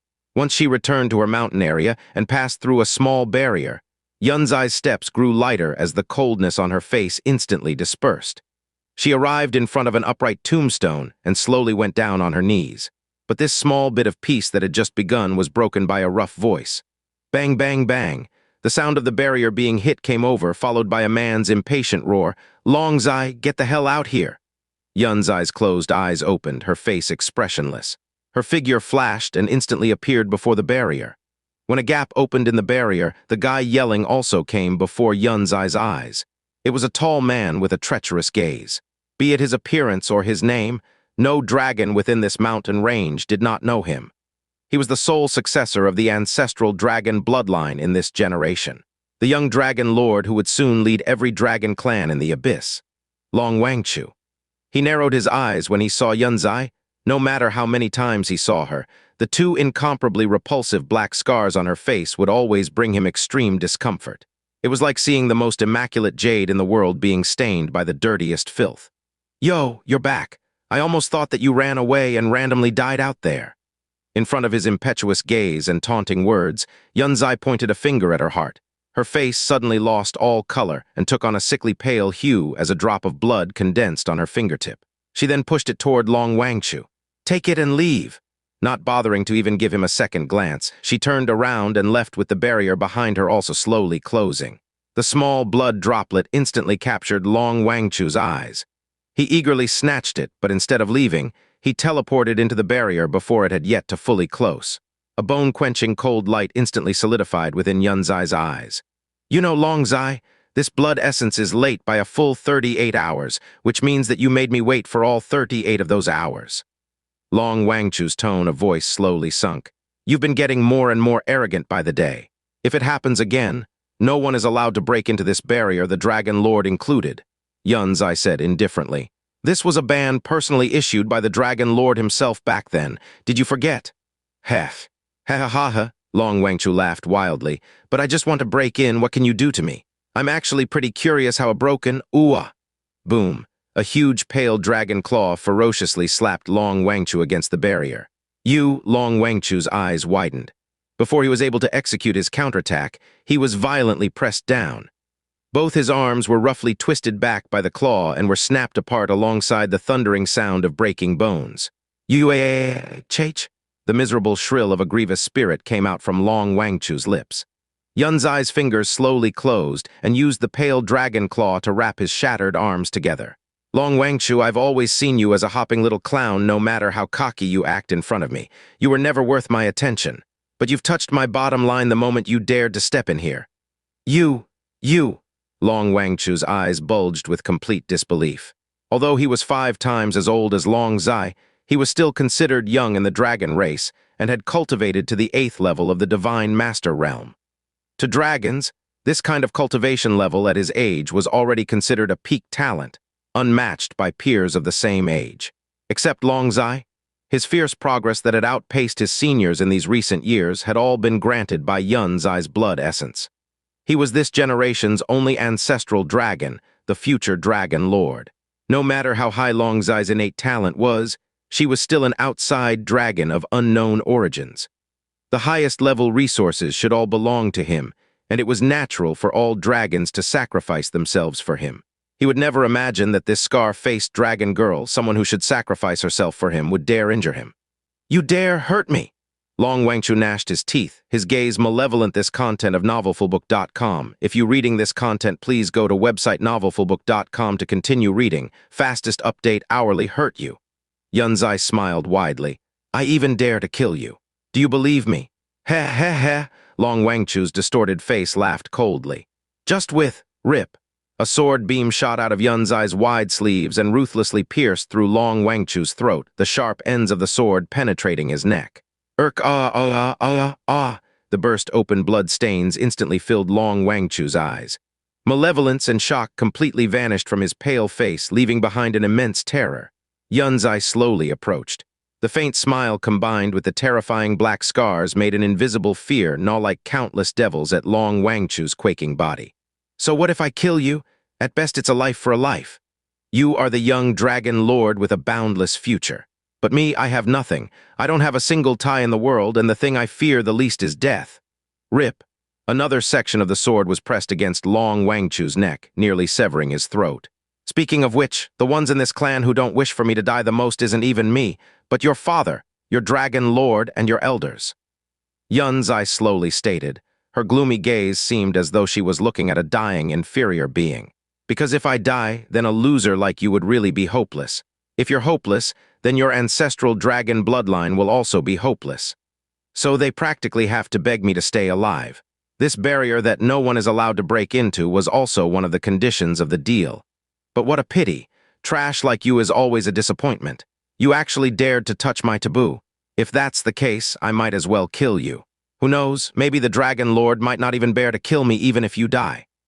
Her cold, killing intent was so thick that it seemed to have materialized as it pierced through every one of his crazily trembling nerves. "Wah, W8.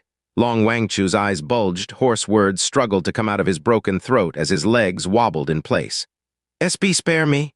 It was because that was not a threat or intimidation, but a true terror of death that inched closer. "Huh," Yunzai narrowed her eyes. "What did you say? I didn't hear it quite clearly." "Spare me, spare me." After seeing a chance for survival, he squeezed out his voice with all his might. "I made a big mistake, spare me." "Then do you dare come here in the future?" Yunzai said as she looked down. A pleading expression emerged within Long Wangchu's eyes. "No, never dare, again." "Very well." Yunzai's brows slightly relaxed. "I hope that you'll understand one thing after today. You can mess with anyone, but never mess with a madman who has nothing to lose." Rip. The sword was pulled out from Long Wangchu's throat, and the dragon claw that had been pressed on his body disappeared as well. The barrier opened, then closed after an enormous force tossed him out like a worn-out shoe. Cough, cough, cough, blarg, cough, cough.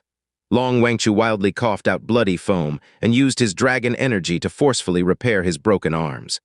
One arm struggled to cover his throat injury and another scratched into the ground as he tried to panickedly claw away from Yunzai. Death had never been as close to him than today, and terror had never been this bone-chilling. He, who had grown up basked in worship since he was young, had been scared witless. Speaking of which, I might as well tell you one more thing.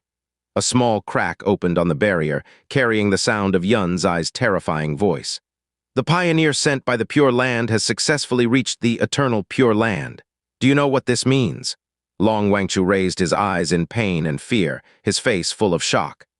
"After confirming the location of the eternal Pure Land, the next time the passageway opens, the Abyssal Monarch will be bringing people to the eternal Pure Land. That pioneer knight Mobiken probably has that eternal Pure Land within his grasp and is waiting for the Abyssal Monarch's arrival. But there are only a limited number of people who can go through the passage every time. Who do you think will qualify to go, and who will be abandoned? The answer is obvious. Trash is destined to be abandoned. Judging by your expression, do you actually not know about this yet?" Long Wangchu's throat bones chattered, and his eyes that had just contracted enlarged again. "Aside from the Pure Land, the 6 kingdoms of God and the Dragon Clan all know about this. The Dragon Lord told me about it, but he didn't tell you. What do you think this means?" Long Wangchu stood in place, his broken throat continuously letting out garbled sounds. He wasn't willing to believe it, nor did he dare believe it. "I can't wait to see the Dragon Lord's reaction when you go and complain to him like the unqualified trash you are." The barrier closed and silence returned. Yunzai turned around, no longer worried if Long Wangchu would take revenge, or tattle, or swallow his misery. With no one to disturb her now, she once again kneeled before the tombstone. She placed her hand over her heart and closed her eyes, swaying a little. She was injured, had lost her blood essence, and had also expended energy to attack Long Wangchu. But to her, that kind of pain was not worth mentioning, nor was it worthy of her showing even a hint of pain in this uninhabited place. "Mother, I got the Qilin Bone Spirit Orchid. Of the 5 spirit treasures, I already have 4 of them. I'm only missing one, by then I should know I will definitely bring you back. Wait for me, just wait a while longer. Please wait for me. It really won't take too long." She softly muttered and continued to talk as if her mother was quietly listening in front of her. "Mother, I'm all grown up. This refuge was exchanged for my blood essence. It was a fair deal without any emotional entanglement. When you're back, you're free to stay or leave and you don't have to be controlled by anyone and anything. There will be no ties like the ones back in the Dragon God Realm, no events like the ones back then. When the time comes, I'll protect you and you'll protect me. We'll go wherever we want to go, okay? Mother, I saw him. He's not dead like the way you said back then, and he's even come to the abyss. I've clearly already dug out the word father from my life, but I still couldn't control myself when I saw him. I vented hard, vented very ugly as a young child. Ha, how laughable. I know that even if it's a disaster like that, you would still want to reunite him. You have to come back. Even if it's to see him again, please, I'm begging you. Don't disappear. Mother, you are all I have left. You really are all I have left." Her hand stroked the top of the tombstone. Hidden within the soil in front of the tombstone was almost her entire lifetime's worth of tears. Long Wangchu's forcefully straightened his arms and wrapped his neck injury with his shirt. As he was staggering back to his mountain area, a mighty yet ordinary voice rang out, "Wangchu, what happened?" Long Wangchu's footsteps paused. A gleam of hatred flashed in his eyes, which then was replaced with struggle. He eventually turned around, trying his best to keep a calm face. "Nothing much. I accidentally got hurt while cultivating. Thank you for worrying about me, Grand Elder." The Grand Elder slightly frowned when his gaze swept across his neck, but he didn't pursue the matter. He said indifferently, "All right, you're bound to get hurt while cultivating, so it's good that it's nothing much." Right when he was about to leave, Long Wangchu stopped him. "Grand Elder, I have a question. I heard that the Abyssal Knights dispatched by the Pure Land managed to reach the Eternal Pure Land." The Grand Elder suddenly turned his gaze. "How do you know? Ah, so it seems like the Dragon Lord couldn't hold it in and told you in advance." "No matter." The corner of Long Wangchu's mouth twitched unnaturally. "That's right. The Pioneer Knights successfully reached the Eternal Pure Land and sent us a message before the passageway closed. That was a year ago, but only 1 month should have passed in the Eternal Pure Land due to the black tide of time. However, the power levels in the Eternal Pure Land are really low. The Divine Master Realm is its peak. A month should be enough for the Abyssal Knights to take control of the situation. HMPH, that Abyssal Knight Mobiken got lucky. As a pioneer, he'll be immortalized in history forever." Long Wangchu's heart stirred. What Long Zai said was true, and the Dragon Lord had actually told her about it first instead of him. He secretly breathed in and continued probing. "Then, if the passageway opens again, how many people can pass through?" The Grand Elder gave him a deep look and said, "Only the Abyssal Monarch can open the passageway, and it can only be opened once every 50 years. As for the number of people who can pass through, this is also something only the Abyssal Monarch knows. But abandonment is necessary. Once the Abyss loses the Pure Land, loses the kingdoms, it would truly become an abyss of death. The assistance of the 6 kingdoms and our power is needed to open the passageway, so that's why we are the only ones who know about it at the moment. Take care to not leak this out to others. This includes the other dragon clans outside our own."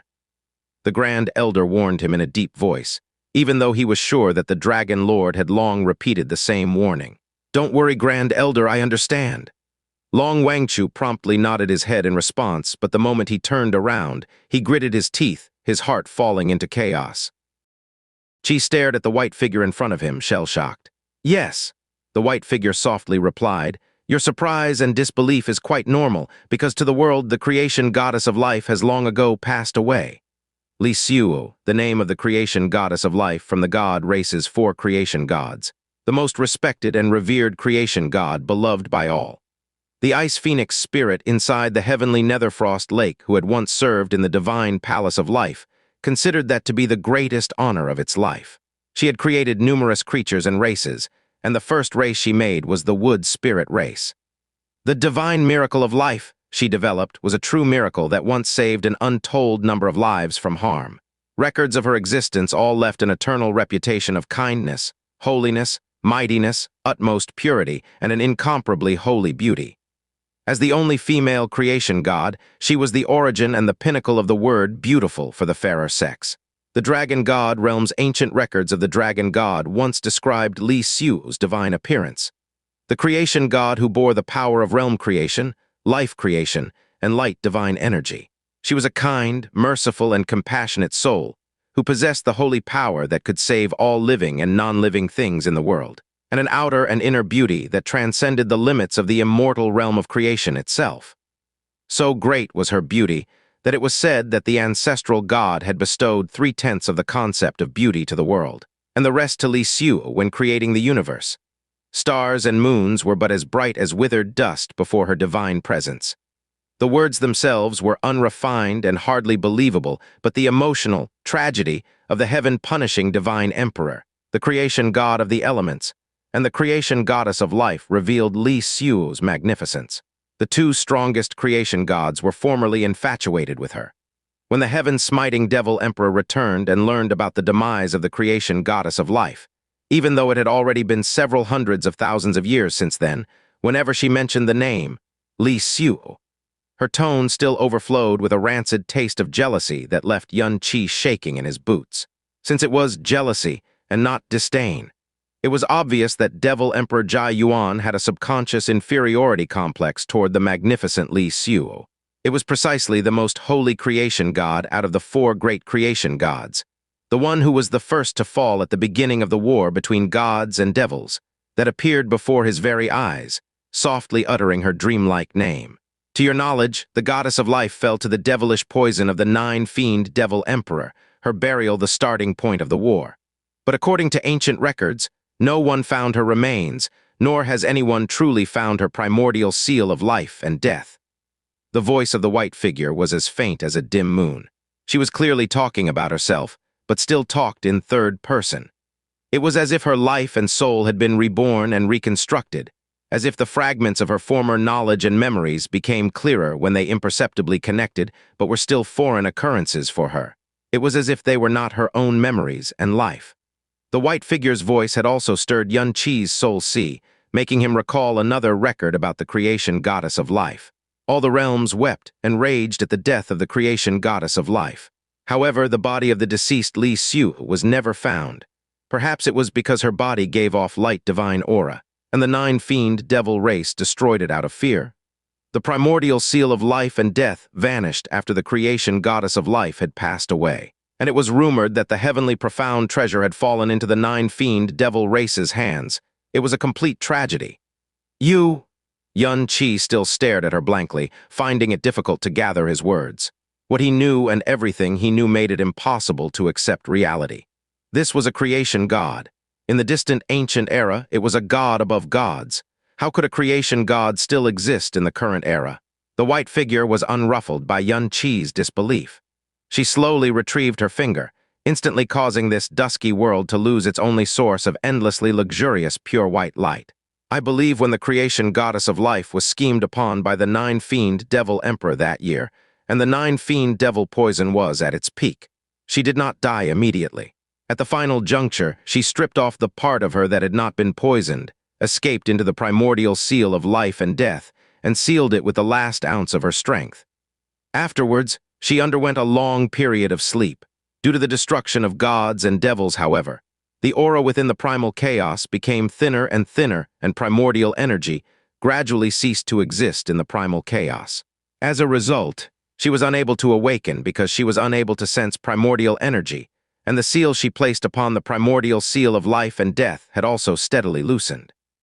These were all conclusions she reached after piecing together Xianxia's knowledge, which also gradually overlapped with the fragments of her memory that were slowly getting clearer. This content of novelfullbook.com. If you're reading this content, please go to website novelfullbook.com to continue reading. Fastest update hourly. She felt like she had slept for far too many years. It had been so long that she felt like her last soul had completely separated from herself. Then one day, the primordial seal of life and death met you, and also met that wood spirit, Healing.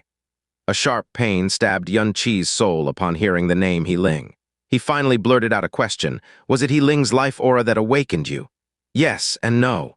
The white figure gave him an elusive answer. Healing's life aura was extremely pure, as if it came from the same origin as my own life aura. When her aura touched me, it was like finding sweet nectar that replenished my life and consciousness, waking it from its slumber. Once I pieced together my knowledge, I knew that I was the creation goddess of life, that wood spirits were pure spirits I created using my life source. So yes, our life origins were the same. Her being able to awaken me can be considered to be quite normal. Then, it was only after following your experiences that I realized that the one who had truly awakened and gradually completed me was you, and not her. It was because of the divine aura of the ancestral god on you.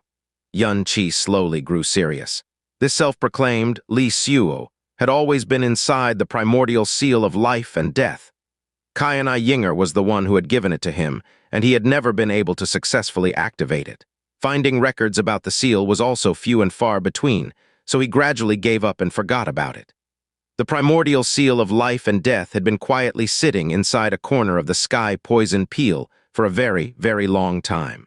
If she had already awakened the moment he obtained the primordial seal of life and death, then she had also experienced everything he had gone through afterwards, including his conversation with the ancestral will. He suddenly recalled the illusory voice he thought he had heard when he had first obtained the primordial seal of life and death.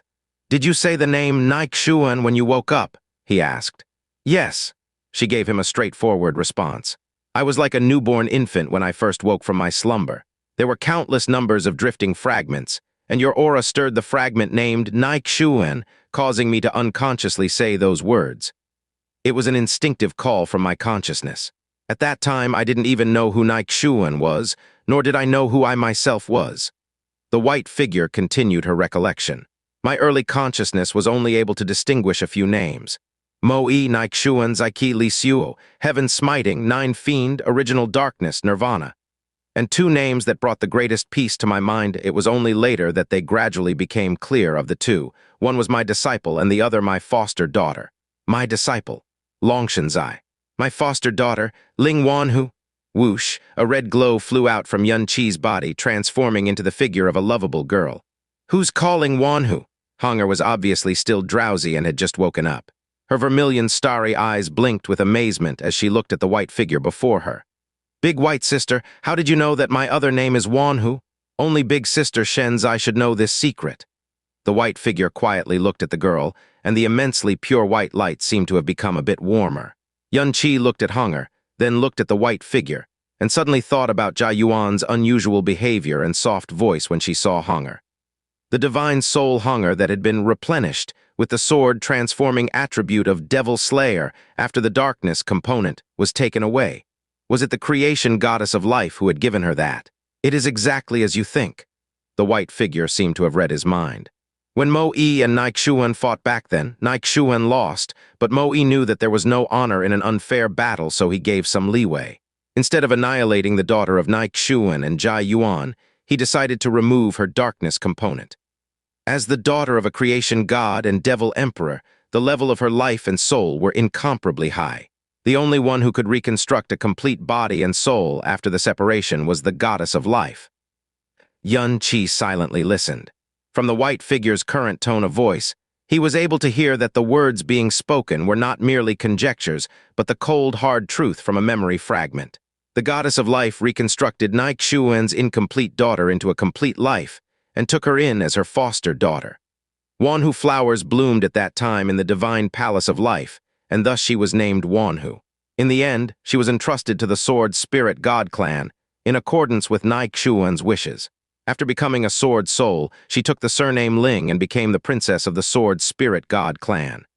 In the memory fragment, as if he had indeed made a promise, he had never gone to see his daughter and had also never appeared in the goddess of life's later memories. It was just whether it was Mo-E or the goddess of life. Neither one of them knew that the darkness part of her had not been killed. He had instead been hiding her from the entire world. There was no doubt that she was talking about You're really the creation goddess of life, Li Suo. It wasn't just Yun Chi. No one in the current era would dare believe her, not even the other creation gods if they still lived. The white figure gently answered, although my divine miracle of life falls short of what it was in the past, it still is proof enough. At this point, you know full well who I am in your heart. Yun Chi had already started to subconsciously believe her because everything she said, whether it was within or beyond his current knowledge, meshed all too well with the identity of the creation goddess of life. The words creation god were just too lofty and out of reach. The impact it gave Yun Chi was second only to the ancestral god that also existed in this world. Li Suo aside, from the group of creation gods and devil emperors, only Mo-E, who died of old age, and the banished Jia Yuan did not perish from the myriad tribulations. Released by the sky poison pearl stolen, by the evil infant's wheel of myriad tribulations. All life was equal under myriad tribulations, only death awaited. But Li Suo had contracted the nine fiend devil poison. She had escaped myriad tribulations and once more appeared in the world after a long slumber, and even coexisted with him. In him lived Hunger and Yuer, and he Ling did as well too. Never in his dreams would he have imagined that there was a creation god with him too. Apart from the name Li Suo and the title Goddess of Life, I can't find another identity that fits within my incomplete self. While she said all that, her eyes calmly gazed at Hunger the entire time. Vermilion eyes, vermilion long hair, an elf-like appearance, an indescribably intimate aura, it warmed her soul. She believed that her former self truly loved and was close to this girl. You are the creation goddess Li Suo, Yun Chi murmured. He breathed chaotically for a long time before settling down. If you've been awake for this long, why didn't you appear until now? Because I couldn't. My life was on a thread when I first woke up. If I appeared then, my life origin would have instinctively absorbed He Ling's life origin in order to recover. The difference in level would have made this outcome inevitable. It would have been unstoppable. This was why I couldn't allow myself to appear in the space she existed in. Until your battle with Mo Baiken, when she sacrificed her own life. This was the creation goddess of life. This was a supreme being who, even at her weakest, would never be willing to take another's life. Recalling the Blue Dragon Emperor's bizarre resurrection and the rapid recovery of both times he was injured, this all happened after He Ling's sacrifice. I see.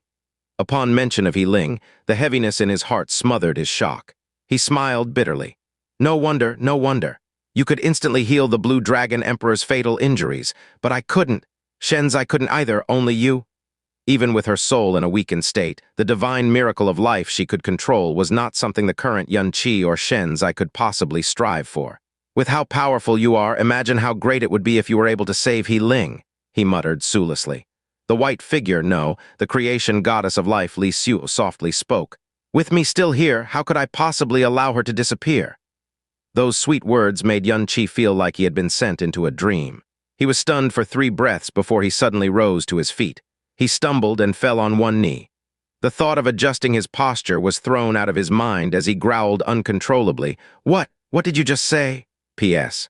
For the name Longshan Zai, the surname is Longshan, name is Zai. There is no need to be shocked. A calming voice tinged with a sacred aura soothed Qi's emotions. I knew I could save her when she was about to disappear.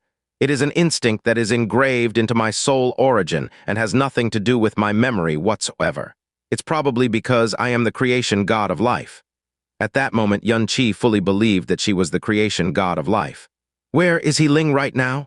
Qi slowly straightened up. Our lives are connected, so why can't I sense her at all? Li Xiu whispered.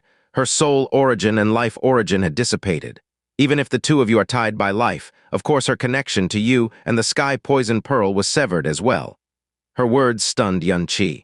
Is it really possible to resurrect someone who has lost both their life origin and soul origin? If we're judging based on your and the current world's understanding, then of course not, Li Xiu said. But I am the creation god of life, and He Ling's life origin is similar to mine. Therefore, I was able to rescue her final existence and safeguard it within the primordial seal of life and death. When the time comes, she will return to normal both in life and soul. Li Xiu seemed to have no idea that she was saying the most impossible thing in the most indifferent voice. When the time comes, when is that exactly? Qi asked in a hurry. That's right, she is the creation god of life. I can't do anything she just claimed, but she can. When my powers have sufficiently recovered. However, the timing entirely depends on you. Li Xiu gave him an unexpected yet unsurprising answer. Instead of shooting another question, Qi took a moment to calm down and sort out his thoughts. Then he asked, so you're saying that you need me to recover your powers? That's not all, Li Xiu replied. My very existence is dependent on the ancestral god aura inside of you. Maybe it was because the creation god of life's divine heart was absolutely sacred and unblemished. Or maybe she was like a newborn since she had awakened with little to no fragments of her former life's knowledge and experience. But she had revealed her very lifeline to Qi without any reservation whatsoever. Once upon a time, she was a creation god who looked down upon all creations. Now, she was admitting that she needed him to exist. Qi subconsciously squinted in astonishment. It was all so ridiculous, and yet she was absolutely right. After all, he was the one person in the entire universe that possessed a body that transcended even the creation gods, the sacred body of nothingness. The ancestral god aura, Li Xiu mentioned, was of course the life aura that the sacred body of nothingness naturally gave off. Li Xiu couldn't actually sense this ancestral god aura, just like Jia Yuan had never discovered any ancestral godlike from Qi. She was even stunned by his ability to accommodate both life and darkness. It wasn't until she noticed Xia Qingyu's life aura and memories that she finally realized the ancestral god's existence. In the beginning, Li Xiu thought that He Ling's life aura was what had awakened her. It wasn't until she witnessed Qi and the ancestral will's conversation that she understood that Qi possessed the ancestral god's aura. In essence, Qi had received the ancestral will's 600 cycles of ancestral power. Sure, It was a speck of dust compared to the power of the true ancestral god, but it was still enough to defy the heavens and break the natural order. That was just how suppression of planes worked. I see. Xianxia nodded slowly. I understand now. You're saying that once I've reached a certain level, once my life aura is strong enough, my very presence will regenerate your lost life, divine soul, and creation god powers. And when you have recovered to a certain extent, you'll be able to revive Healing.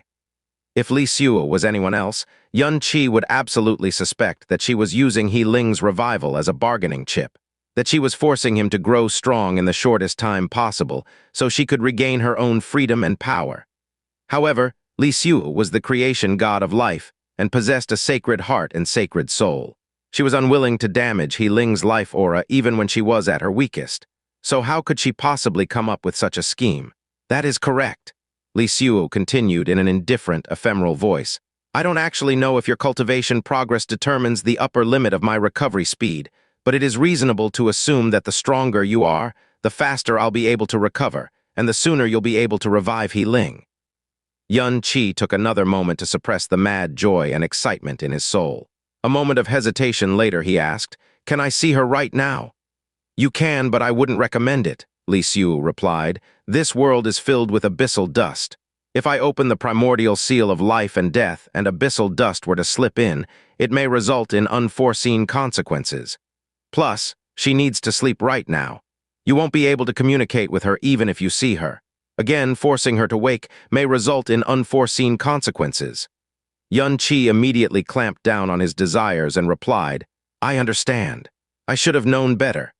This content of novelfullbook.com. If you reading this content, please go to website novelfullbook.com to continue reading. Fastest update hourly. She's still alive. Thank goodness.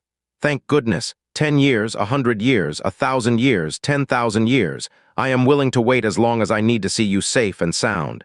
The abyss is a dangerous, sinful place, so you should just sleep in peace. I will not make you worry for me or shoulder my sins. He recalled what Hanger had told him earlier. Hanger had said that the white big sister would fall into a deep slumber after healing him. Clearly, casting the miracle of life in Xianxia's current state would severely damage her. His external injuries had already healed. His internal injuries were severe, but if his past experiences were anything to go by, they should fully recover when he subsumed the heretic god seed. It was as if he was reborn every time he regained a heretic god seed. Xianxia, Xianxia hesitated for a moment before asking, or would you like me to address you as Lord Creation God? Xianxia's reply was as indifferent as a quiet spring. My previous memories and recognition have shattered into smithereens. I have long since forgotten how a creation god should carry themselves. Therefore, you are free to address me as you please. I see. Xianxia thought for a second. You're slowly regaining your memories and recognition, but because they're shattered to smithereens, they are like the memories of another person. The memories that you truly deem as yours are those you accumulated after you awakened a few years ago. Am I right? Yes. Xianxia had accurately deduced Xianxia's current feelings. I've only come by the primordial seal of life and death for less than 5 years. You are Xianxia, but not completely. You are like her reincarnation. He stared at Xianxia's shrouded face and heightened his senses to the max. In that case, can I call you Little Xianxia? You may. Xianxia wasn't expecting this answer. No wonder she's a creation god. No wonder she's the woman that not even the two creation gods could handle. I clearly gave her an offensive nickname, and yet she treated it just like any other name. Xianxia was so caught off guard he didn't know what to say. It was a joke. Huh. Xianxia had no choice but to change the subject. Your existence is still incredibly weak right now. Unless absolutely necessary, I would urge you not to use your powers. You don't need to worry about my internal injuries. The rebound of God Ash was unbelievably scary. He might look fine on the outside, but half of his veins were broken, all of his internal organs were cracked, and profound energy was leaking haphazardly all around him. Xianxia whispered, Since you've regained your consciousness, you don't need my strength as a matter of course. Right now, you should seek out a quiet place and subsume the heretic god seed you just obtained. I plan to. Xianxia gazed into the distance. The sandstorm that encircled the Qilin Abyss realm was right around the corner, and he couldn't eliminate the possibility that Ximen Boyun might discover his tracks and give chase even after he left the Qilin Abyss realm. He quickly arrived at a decision. We will head into the endless fog. In the Qilin Abyss realm, he already confirmed that the abyssal dust would greatly restrict one's spiritual perception. The abyssal dust in the endless fog was far more concentrated than the outside world, so of course it would restrict one's spiritual perception even more. Not only that, his own spiritual perception was slowly but surely growing immune to abyssal dust. This meant that perception-wise, he possessed a massive advantage over most other people. Plus, he wanted to know just how much he could interfere with abyssal dust. Li Xiu stopped talking and faded away in a flash of white light. She disappeared like an ephemeral cloud that was blown apart by the wind. "Ah, big white sister, you still haven't answered my question." Hunger also transformed into a red light and returned to the sky poison pearl, chasing after Li Xiu. She had always been a carefree soul who paid little heed to most things, but this time, she subconsciously thought that the name Wanhu was very important to her. Yunzai He Ling news about Shenzai and the reborn Li Xiu in a single day. These words had turned Yun Qi's soul see upside down. Yun Qi flew at a low altitude toward the grayish world that consumed everything. "Yunzai, my daughter, you're right. With my current strength, I won't be able to protect you even if I force my way to your and Shenzai's side. Right now, the only thing I would bring you both is disaster.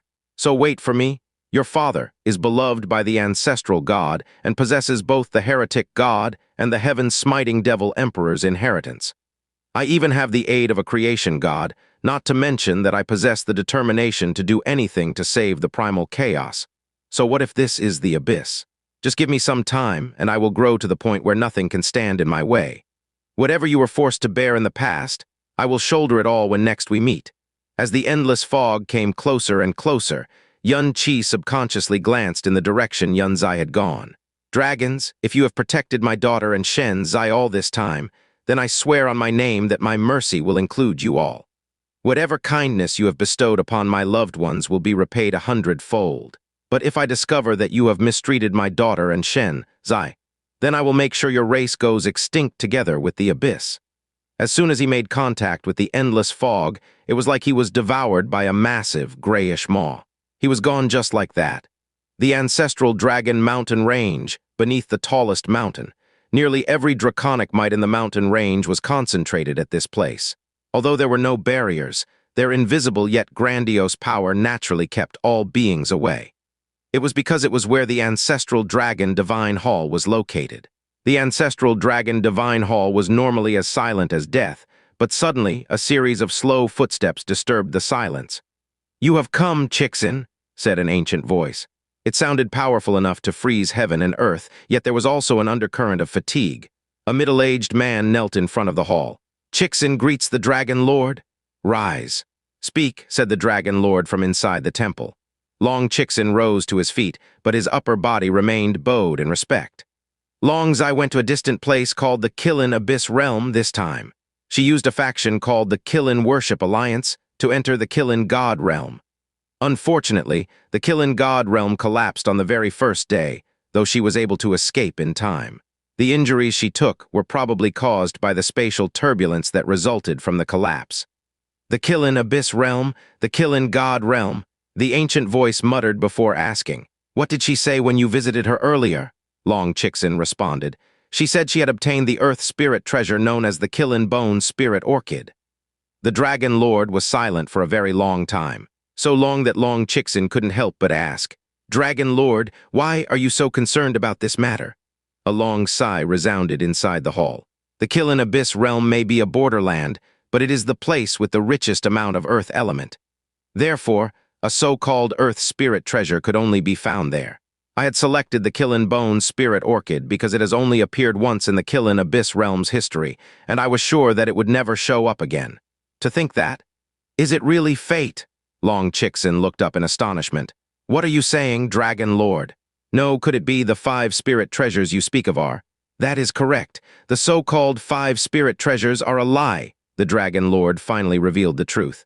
"Wah," Long Qixin looked stunned. The Dragon Lord explained, "The abyssal dust isn't just devouring our lives, it is devouring our talent as well. Every generation's decline is as obvious as day," and Wangchu sighed.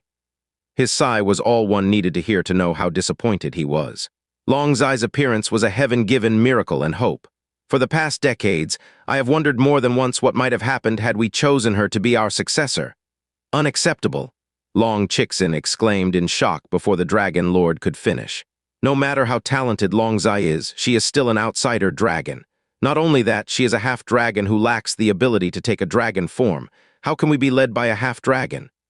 I understand your concerns very well, the Dragon Lord replied, which is why I deemed that using her blood essence to nurture Wangchu was the best choice. In fact, Wangchu has been progressing through the cultivation realms like a miracle. However, I don't need to tell you what kind of person Longzai is. It's like her indifference is engraved in her bones. She is unwilling to get close to anyone, be it old, young, male, or female. When she speaks, she is unwilling to spare anyone even an extra word. Even our trade places great emphasis on equal trade and a clean account after the deed is done. Of course, Long Qixin was aware of Longzai's temperament. Get lost was easily her favorite term toward everyone. She didn't wish to have any ties with the dragons. There seemed to be a deep, unrecoverable trauma behind her extreme rejection.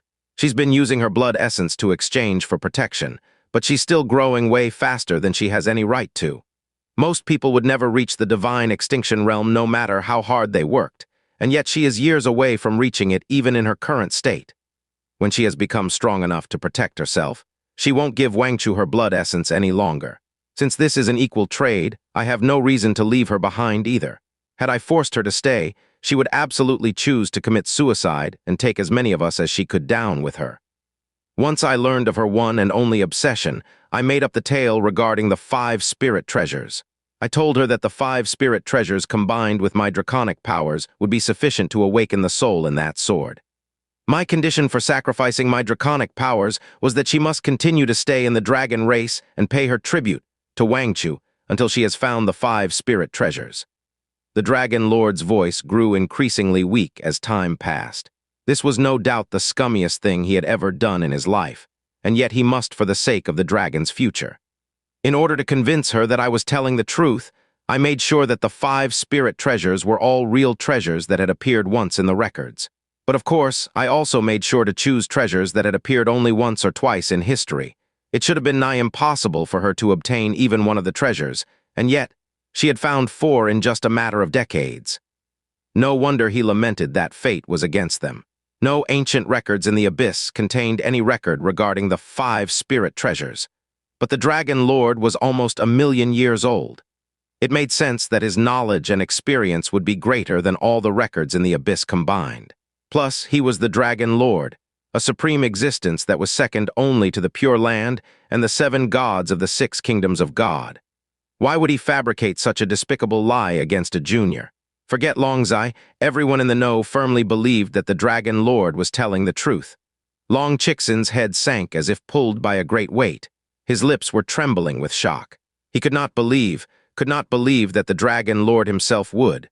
But then he recalled Long Wangchu's original talent and progress and the future of the ancestral dragons. In the end, he could only let out a long, helpless sigh. Dragon Lord, you're telling me this today because— That's right, the Dragon Lord said slowly and solemnly. Longzai must not find the last spirit treasure, not until Wangchu has at least reached the divine extinction realm. At this point, they had no other choice. Long Qixin nodded deeply. I understand. I shall carry out my duties. He hesitated for a moment before asking, Dragon Lord, if you will indulge in my curiosity, is it truly impossible to awaken the soul within the sword that Longzai is obsessed with? A long silence later, the Dragon Lord ultimately chose to answer truthfully. I have probed that barrier with my consciousness multiple times, and the outcome was always the same. That sword is ancient, but it is a perfectly ordinary and dead sword. It doesn't have a soul. There is no way an ordinary sword can give birth to a soul, no. But perhaps she is simply unwilling to accept the truth, or perhaps there really is a soul slumbering in that sword that only she can detect. But it is her only obsession. I can even tell you that it is the only reason she still clings to life. If she loses it, then there is nothing in this world that can stop her from leaving it all behind. Long Qixin nodded. I understand. Thank you for telling me, Dragon Lord. I swear that today's matter won't be known by a third person. You may leave now. It embarrasses me to say this, but you should know how important this matter is. Yes, Dragon Lord. Long Qixin saluted him solemnly before turning to leave. However, he suddenly stopped in his tracks and asked another question. Dragon Lord, Longzai is an intelligent and distrustful woman. What are the chances she knew that the 5 spirit treasures are a lie from the start? The Dragon Lord replied. Why do people grasp at straws when they are drowning? They know that they won't bear their weight, but they still can't help but believe, can they? I am the one who used her obsession, but it must not lead to the worst-case scenario. I understand, Dragon Lord. Long Chixin saluted him one last time before taking his leave. The ancestral dragon divine hall returned to silence once more. A long time later, a heavy and gloomy sigh resounded. I would have happily passed on were my descendant, Longzai. He had brought up adopting Longzai as his daughter multiple times in the past, but each time Longzai had rejected him every time without even a moment's hesitation. The moment he set foot inside the endless fog, and this was just the edge of the area, the concentration of the abyssal dust abruptly increased by over 10 times. Wherever he looked, there was only grayish fog that resulted from condensed abyssal dust. It blotted out the light, the sounds, all sorts of auras, and even one's profound energy. This meant that one's profound energy would be suppressed to a certain extent inside the abyssal dust as well. The weaker one's cultivation, the greater the suppression. A zone that devoured life and suppressed both spiritual perception and profound energy. This reminded Xianxia of the dark energies that permeated the northern divine region, but of course it couldn't even come close to the potency of the abyssal dust. He slowly walked through the endless fog. The world was horrifyingly silent, and his footsteps, despite his best efforts, sounded so clear that it shook the heart. The ground and the stones were grayish-black. He couldn't see any plants anywhere. They had all been corroded into all sorts of strange stones by the abyssal dust. Densely packed or sparsely scattered, as tall as mountains or as small as common rocks, it looked like a black forest that was permanently shrouded by grayish fog. This was just the edge of the endless fog, and yet it portrayed the word deathliness to the extreme. He could scarcely imagine what kind of life existed in the depths of the endless fog. What are you doing? A gentle, divine voice suddenly entered his mind. It was so sudden and unexpected that Xianxia nearly puffed up like a cat. Resisting the urge to spit in a creation god's face, Xianxia replied in a calm tone, I'm testing this place's suppression on my life aura and spiritual perception. He extended his arm, and the fog-like abyssal dust in front of him gave way. As he channeled his thoughts and soul power, the speed at which it dissipated clearly increased. When he opened his palm and unleashed his profound energy as well, the abyssal dust dissipated even faster. Suddenly, he withdrew his profound energy. The surrounding abyssal dust slowly approached him before settling snugly between his fingers. As expected of the ancestral god's sacred body of nothingness. It's just the lowest level of control, but I don't doubt that you're the only one who can do this. Even I am immune to abyssal dust because my life aura is connected to yours. Xianxia withdrew his arm and became absorbed in thought. On his 4th day in the Qilin Abyss realm, the abyssal dust could no longer erode him. On his 7th day, its effect on his spiritual perception was practically non-existent.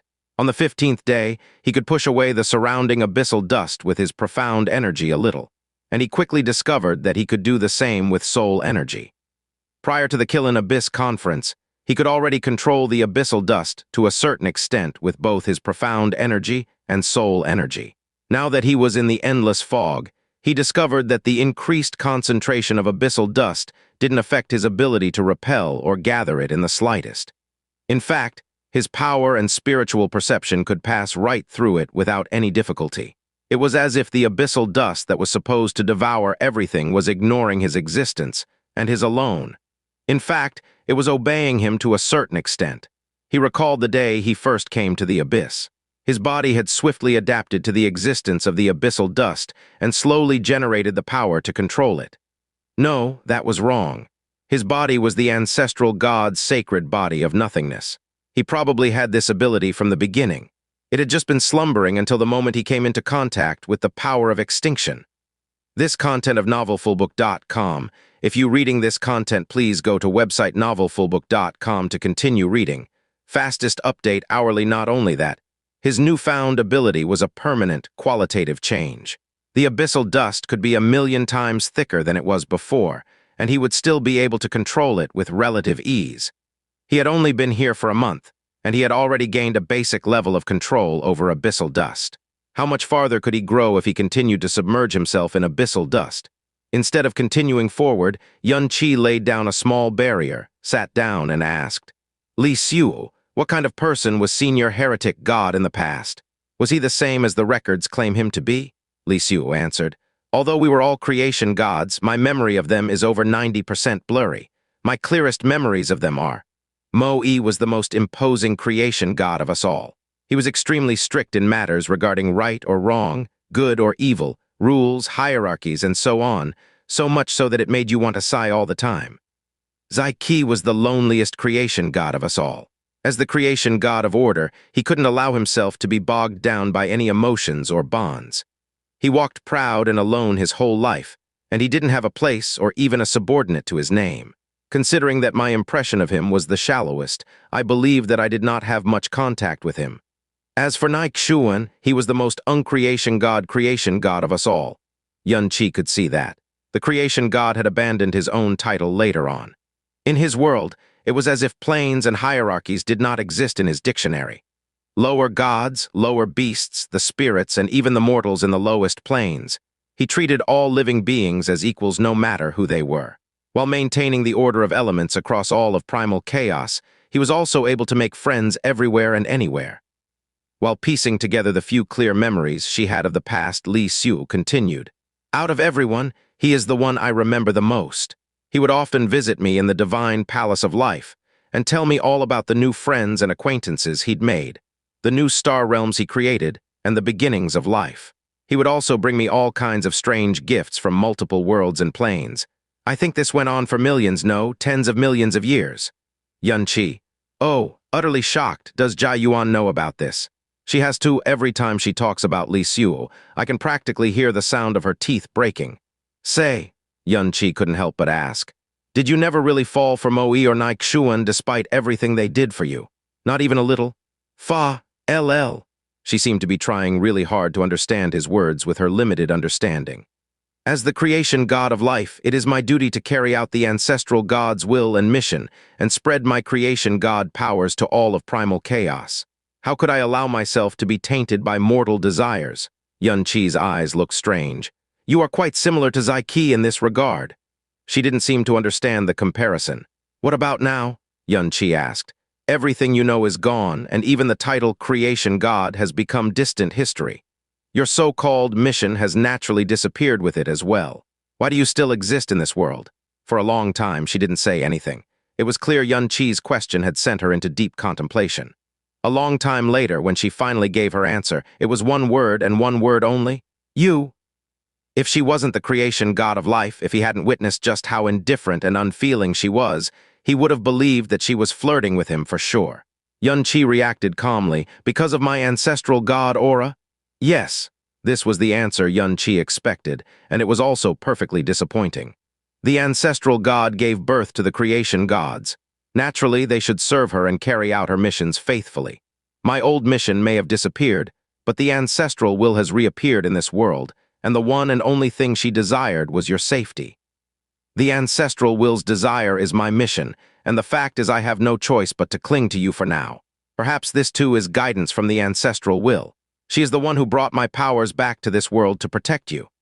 Xianxia couldn't say anything for a time.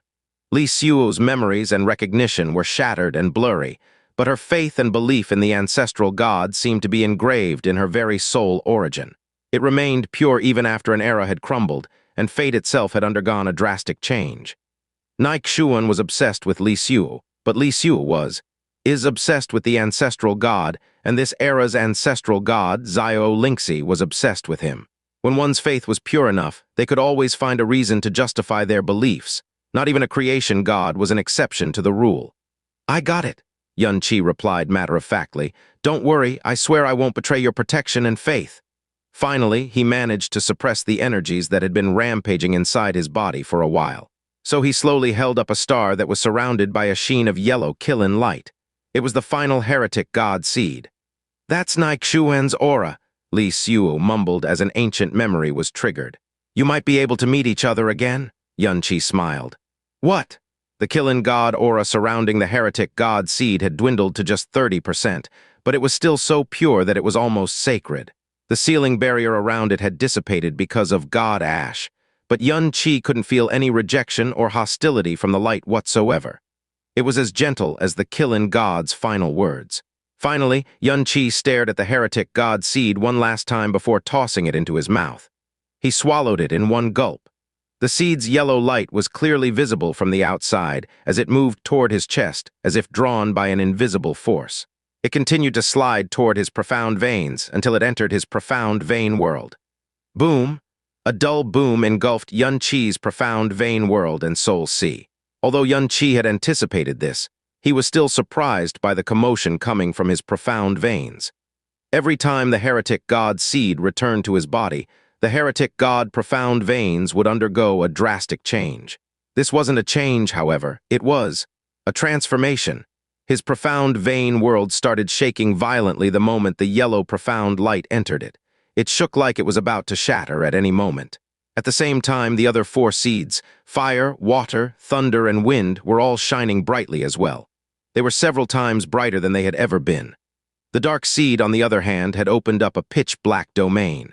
It looked so black it was as if that section of his profound veins was completely submerged in darkness. Yun Qi's blood stopped flowing, and every drop of profound energy inside his body flowed back to his profound veins in just the span of 3 breaths. His heart started beating in tandem with his profound veins, and they sounded as loud as heavenly thunder. The heretic god seeds all occupied a space in his profound vein world, but the dark seed occupied the largest space of them all. After the earth seed entered, the seeds actually started moving toward each other. Yun Qi quickly noticed that the seeds' profound lights were slowly but surely merging with each other as they continued to get closer. Fire merged with water, water merged with thunder, thunder merged with wind, wind merged with earth, earth merged with water, wind merged with fire, thunder merged with earth. This continued until their profound lights had blended seamlessly and were cycling in perfect harmony. While Yun Qi was dazed, the dark domain of the dark seed soundlessly approached the seeds. But instead of devouring the other profound light as it normally did, it merged seamlessly into the 5 profound lights before expanding all of a sudden. Yun Qi wasn't able to witness the bizarre sight for too long. His consciousness was abruptly blown apart at a certain point. Boom! This boom was tens of thousands of times louder than the one before. It was so loud that it dunked his entire consciousness into pure white.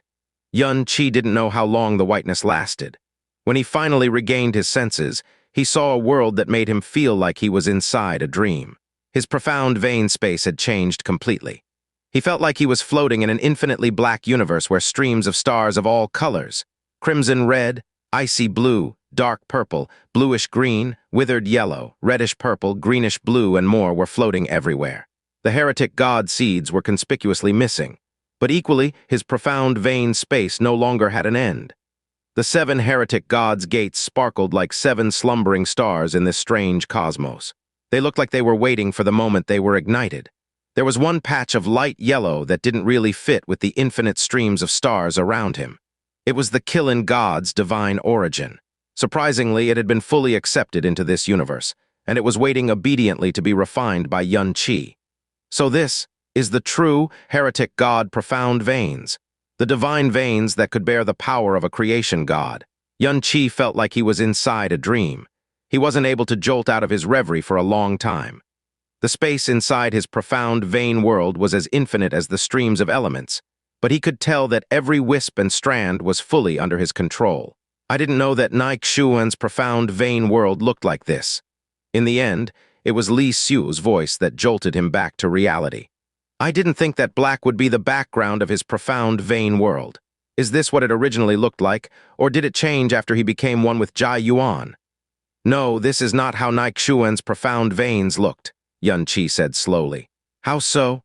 Xuan condensed the foundation of his profound veins into a single drop of indestructible blood, and the core of his power was condensed into the elemental seeds. They represent the end of the heretic god and the destruction of his heretic god profound veins. But now, they have become one and complete inside my body again. What you see is a whole new heretic god profound veins that belongs to me and me only. Yun Qi's image appeared inside his profound vein world as he smiled.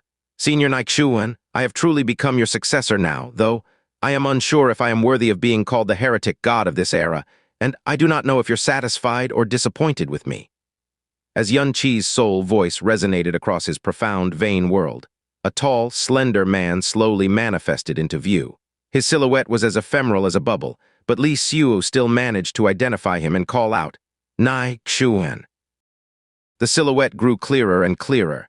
In the end, it took the form of an old man. Wait, an old man? This wasn't the first time Xianxia made contact with the heretic god Nai Xuan. The water seed had been imbued with a faint wisp of the heretic god's soul, and he had briefly spoken with the soul fragment before. However, the soul was so weak that it couldn't even manifest a silhouette. Xianxia could only tell that it was an old voice that seemed to come from a man on his deathbed. It was also that time he was taught the word, mission, though he wouldn't learn its true meaning until Jai Yuan returned. Even before he came to the Abyss and made contact with the final heretic god seed, Xianxia had already figured out a thing or two. If Jai Yuan could sense that something was wrong with the Abyss through the unusual flow of the dark, profound energy, there was no way the heretic god wouldn't be able to do the same, especially since the change of energies should be the greatest and most obvious after the gods and devils were all dead. In fact, he might have tried to descend into the Abyss, but was forced to return exactly the same as Jai Yuan. So, the heretic god could not check what was going on in the Abyss in person, but he did toss a seed into the Abyss.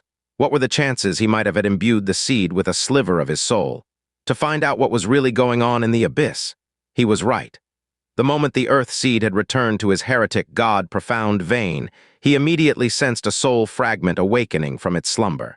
The heretic god's actual image didn't really fit Xianxia's imagination, however. He was dressed in a tattered white robe that resembled rags.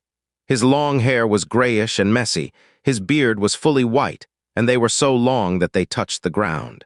It was as if he hadn't groomed himself for a very, very long time.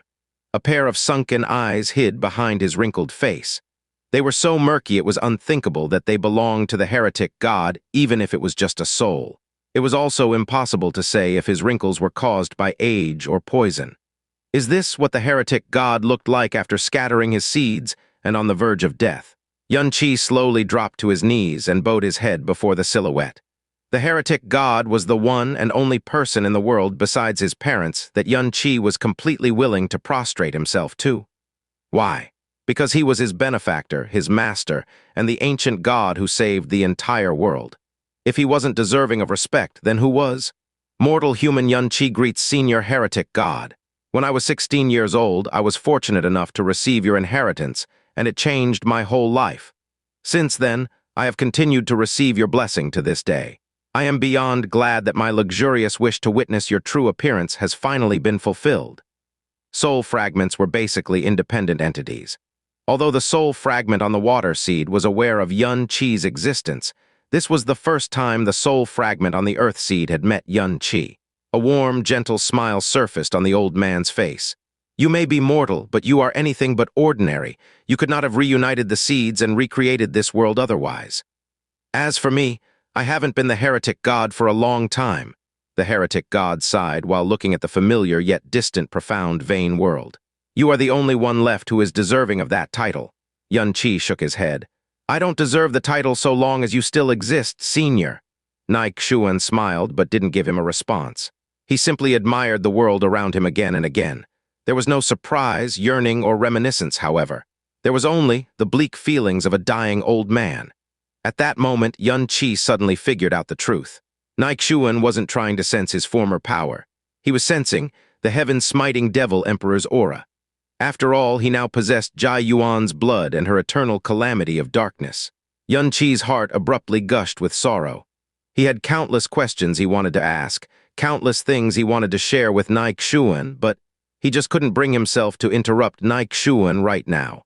Jai Yuan came back. The ancient voice trembled a little like the shivering wind.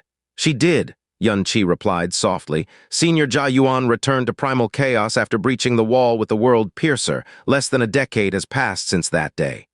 Is she all right? He didn't ask what happened after she returned. All he wanted to know was if she was safe. Senior Jai Yuan is doing fantastically, be it physically or soul-wise, Xianxia said while looking straight at Nai Xuan so that the old man could see his sincerity. Although her appearance was scarred by the powers beyond primal chaos, she was very healthy. Her powers were incomplete, but she could still suppress all life in primal chaos with the single snap of her finger. He didn't hide the fact that Jia Yuan was scarred because the duo's relationship was so deep that it had long transcended race, laws, and prejudice. What might have balked an ordinary mortal was nothing to them. To conceal this from Nai Xuan would have been an affront to their relationship. As for her soul, it is as intact as it is great. When she returned, her hatred could have consumed all of primal chaos. When she recognized the descendants of the heaven-punishing divine emperor, she was filled with rage. And when she heard of your death, she was so sad that she temporarily lost herself. Her voice was always laced with anger and hatred whenever she spoke of the world. And yet it was she who chose to exile herself and her devil gods later to give us eternal peace. The millions of years she spent outside primal chaos failed to destroy her soul, much less wipe out the true benevolence hidden behind her tough exterior. She is the devil I and everyone else in primal chaos respects the most, and the greatest devil in all of primal chaos. Nai Xuan smiled as if he wasn't surprised by this in the slightest. Indeed, she is Jia Yuan after all. How could she have captured his heart so if she wasn't who she was? Thank you for telling me this, Yun Qi. To think that I, a lonely soul who should have vanished a long time ago, would receive such luxurious warmth and kindness in my final moments. Yun Qi shook his head immediately. I am only telling you the truth. All living beings in primal chaos owe you and Jia Yuan a favor they will never be able to repay. There is no way we can possibly deserve your thanks. Nai Xuan slowly looked up and let out a sigh of infinite sorrow and regret. I regret I cannot see her again.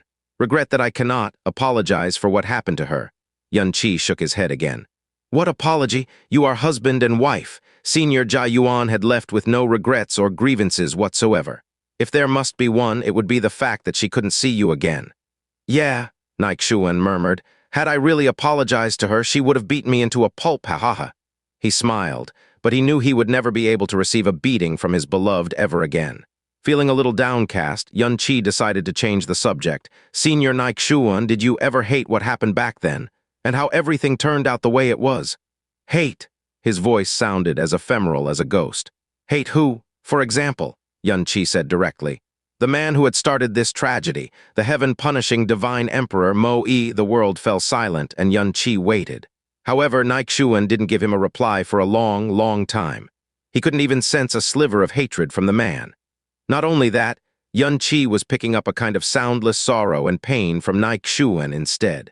His soul was so weak, but his pain was so strong that Yun Qi almost forgot to breathe. Mo-E, he whispered the old, painful name. What right do I have to hate him? On the contrary, he has every right to hate me. This confused Yun Qi, to put it mildly. When the heaven-smiting devil emperor had mentioned the name Mo-E, she had been furious enough to desecrate his corpse should such a thing still exist. Such was her hatred that even his subordinate gods and their very distant descendants weren't exempt from her hate. Considering what Mo-E had done to her, her hatred made perfect sense. If she wasn't who she was, several million years of hatred would have been enough to drive her into a devil god who knew only vengeance. He thought that Nai Xuan would surely share the same sentiment, but instead, he sensed only pain, sorrow, and guilt from the man. It didn't make sense. What right do I have to hate him? On the contrary, he has every right to hate me. I don't understand, Yun Qi asked in puzzlement. It was Mo-E who ambushed Senior Jia Yuan and separated you two.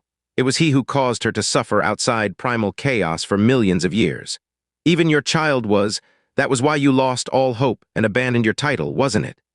That ambush was also the spark that eventually started the war that would end both the gods and devils. If it wasn't for him, none of the tragedies would have happened, and the world would still be ruled by the gods and the devils. He even wanted to say that the war between the gods and devils was what caused primal chaos to change, and the laws of the abyss to deteriorate much faster than expected. Even if he pretended that the deterioration had nothing to do with the war, primal chaos would have been safe, should the gods and devils still exist. They could have easily thwarted an invasion. No, no, no, Nai Xuan denied 3 times in a row, and each word sounded more heartbroken and guilty than the last. All of the fault lies with me, not him. I am the one who wronged him. I didn't discard my title because I had lost all hope. It was simply because I no longer deserved the title. Just the same, I went into seclusion later on because I was too ashamed to face anyone. If Xianxia was confused before, now he was utterly flabbergasted. What on earth is he saying? Why is it completely different from what I learned? Was there another secret behind the heaven-punishing divine emperor's ambush of the heaven-smiting devil emperor? The reason he went so far as to sacrifice 1/3 of his lifespan to activate the heaven-punishing ancestral sword and exiled Jia Yuan. The reason he went so far as to destroy the balance the two races had maintained for countless years. The reason he tarnished his own reputation and power. And the reason he sacrificed another third of his lifespan just to defeat the heretic god. This content of novelfullbook.com. If you're reading this content, please go to website novelfullbook.com to continue reading. Fastest update hourly, was it not because he couldn't accept the fact that a creation god was colluding with a devil emperor? Or was it just a part of it? If there really was another reason, then why did Jia Yuan not know about this? Senior, what you just told me greatly differed from the truth. I know in that case, what is the truth? To be fair, the truth Xianxia arrived at was mostly deductions based on the facts he learned from the Ice Phoenix divine soul and himself, plus the circumstantial statements he received from Jia Yuan. But now that he thought about it, Jia Yuan only knew that Mo-yi had suddenly ambushed her and her devil gods out of nowhere. Xianxia said slowly, "I'm sorry, but I'm unwilling to retread the past. Mo-yi was unwilling to speak even a word about it when he was still alive, and I am the same. I would rather let that part of history lay buried in dust like the gods and devils for eternity." All sorts of complex emotions poured into Xianxia's soul sea until he was suffocating. Xianxia truly didn't wish to bring up the past. Even the mere thought of it brought him indescribable pain and suffering. "I understand," Xianxia replied. What could he say when Xianxia was so determined to bury that part of his past? It was at this moment a pure white silhouette took form next to Xianxia. She asked with a dreamlike voice, "Why do you look like this, Xianxia?" Xianxia turned and stared at the silhouette. A long time later, he finally murmured in shock and disbelief, "Li Xiu." "You still exist," Li Xiu replied. "I do, but I am no longer who I was before. For starters, 90% of my memory of you is either blurry or non-existent. Still, I'm certain that this isn't how you looked." "Ha ha," Xianxia chuckled. "Myriad tribulations is an unimaginable poison. Even as a creation god, I was pushed to the brink of death and decay. I honestly didn't expect to see you again. I regret that I unintentionally showed you my ugly side and..." Xianxia sighed. "I promised Jia Yuan that I would never see you again, but I broke that promise once when I entrusted Jir to you. Today is the second time I broke that promise." "Jir?" It took Xianxia a moment to figure out that he was referring to his daughter with Jia Yuan. The girl Honger and Yuer was before they were split in half, Nijai. Li Xiu's silhouette slowly faded until she was completely gone.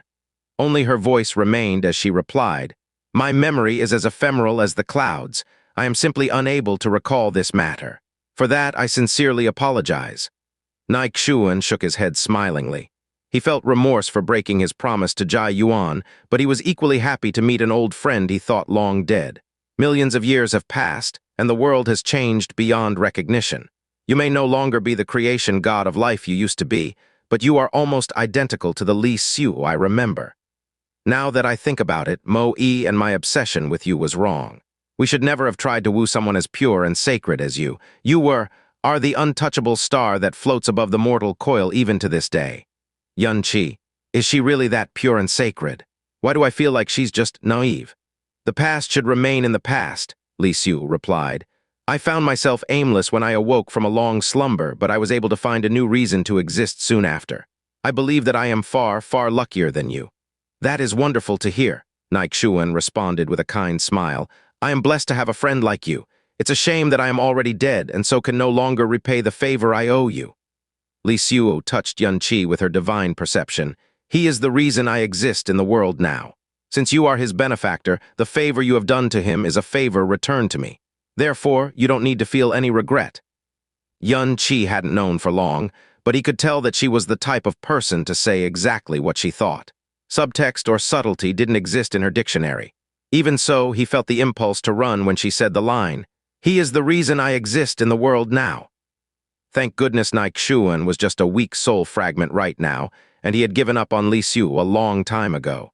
Otherwise, the heretic god might be tempted to kick his successor's ass no matter how benevolent and self-possessed he was. After all, Xianxia had spent millions and millions of years trying to woo Li Xiu to no avail. And now she was saying that a mortal man was her reason to continue to exist in this world. As expected, a worrying silence hung over his profound, vain world as soon as Li Xiu said this. Yun-Chi could even feel Nike-Shuan examining him with a critical eye. Then the heretic god asked the question he feared the most. Why do you? He cut himself off before he could finish his question, though. Never mind. This world no longer has anything to do with me. If anything, I should be glad and delighted that you have found a new reason to exist. A reason? He suddenly whispered to himself. To think I led most of my life not knowing that a reason is a luxury. Mo-Yi was the same as well. What on earth did Nike-Shuan experience to say such a thing? Was he so tired that he couldn't even find a reason to live anymore? Wait a second. Mo-Yi was the same. Is he saying that Mo-Yi, the heaven-punishing divine emperor, couldn't find a reason to live either? Did the creation god die from depression? What on earth happened back then? What on earth happened back then? Nike-Shuan could perish at any moment. Is the past really going to remain buried for eternity? It was a little out of line, but Yun-Chi could not afford to let the two creation gods make idle chat with one another any longer. He interrupted, Senior Nike-Shuan, I found the inscription you left behind at the God Realm. The reason you dropped a heretic god seed into the abyss was because you were afraid that the complete heretic god profound vein would allow a mortal to transcend the limits of the current universe and potentially destroy its order once more. However, I'm now sure you had another objective. You were planning to imbue a wisp of your soul on the heretic god seed, an object that couldn't be extinguished by any power, so you could spy on the anomalies of the abyss. You guessed correctly. Nike-Shuan nodded approvingly. Even before the gods and devils went to war, I already noticed that something was off with the abyss. However, I paid it no heed, thinking that it was simply because the number of sinful gods who were flung into the abyss was increasing. I realized I was wrong after the evil infant disaster wiped out all gods and devils, and the primordial, purest energies of the universe started flowing into the abyss at unimaginable speeds. I knew it, Yun-Chi thought. I wanted to leap into the abyss and investigate the matter myself, but I ultimately chickened out because I haven't yet accomplished my final goals. Nike-Shuan's final goals were to leave behind his inheritance and to stop Jia Yuan from going on a rampage when she finally returned to primal chaos. He could not possibly risk himself knowing what was on the line. As you said, I imbued my seed with a wisp of my soul and dropped it into the abyss. Assuming that my seed survived the fall, my soul fragment should survive to learn many things. But of course, I couldn't possibly transmit what I learned back to the other side since my connection with my main soul was severed. Considering how weak this soul fragment was, Yun-Chi reckoned that he had spent most of his time in slumber. Even so, he must have learned many valuable secrets. According to Mo Baiken, there was no one in the Abyss who knew the Abyssal Monarch's true name. They only knew him as the Abyssal Monarch. It was as if his original name was some sort of terrible taboo. No matter who he was, he must be a god or a devil from the era of gods and devils. In fact, Kai Weiao theorized that he was a higher devil who wielded the devil's greatest spatial devil artifact. The first Qilin god and its successor held the Earth Seed until Yun-Chi came, and both Qilin gods were once close to the Abyssal Monarch. There was no one in the Abyss who knew the true Abyssal Monarch, but the heretic god was a creation god. No matter how powerful the Abyssal Monarch was, he could never be greater than the heretic god. Therefore, even a soul fragment of the heretic god should be able to identify the man with ease. Yun-Chi asked directly, do you know who the person who founded the Abyss, the Abyssal Monarch is, senior heretic god? Was he seeing things? For an instant, Yun-Chi saw what almost looked like tears behind Nike-Shuan's eyes. A few breaths later, Nike-Shuan finally responded, I am the reason the world is like this. It is all my fault. Yun-Chi's pupils dilated a little. I don't understand what you're saying, Senior Nike-Shuan. He seriously couldn't understand even a single word. Nike-Shuan didn't say anything else. He simply closed his eyes as if doing his best to forget his painful past this content of novelfullbook.com. If you're reading this content, please go to website novelfullbook.com to continue reading. Fastest update hourly when Yun-Chi recognized the soul fragment. He thought for sure that most of his questions would be resolved. He could never have imagined that he would only obtain more puzzlement and confusion. I don't think he's going to answer me even if I press him. It was at this moment Nike-Shuan finally spoke up. Stop him. You must stop him no matter what.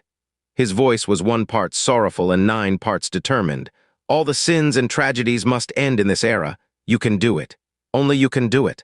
If you need motivation, treat it as you repaying my favor.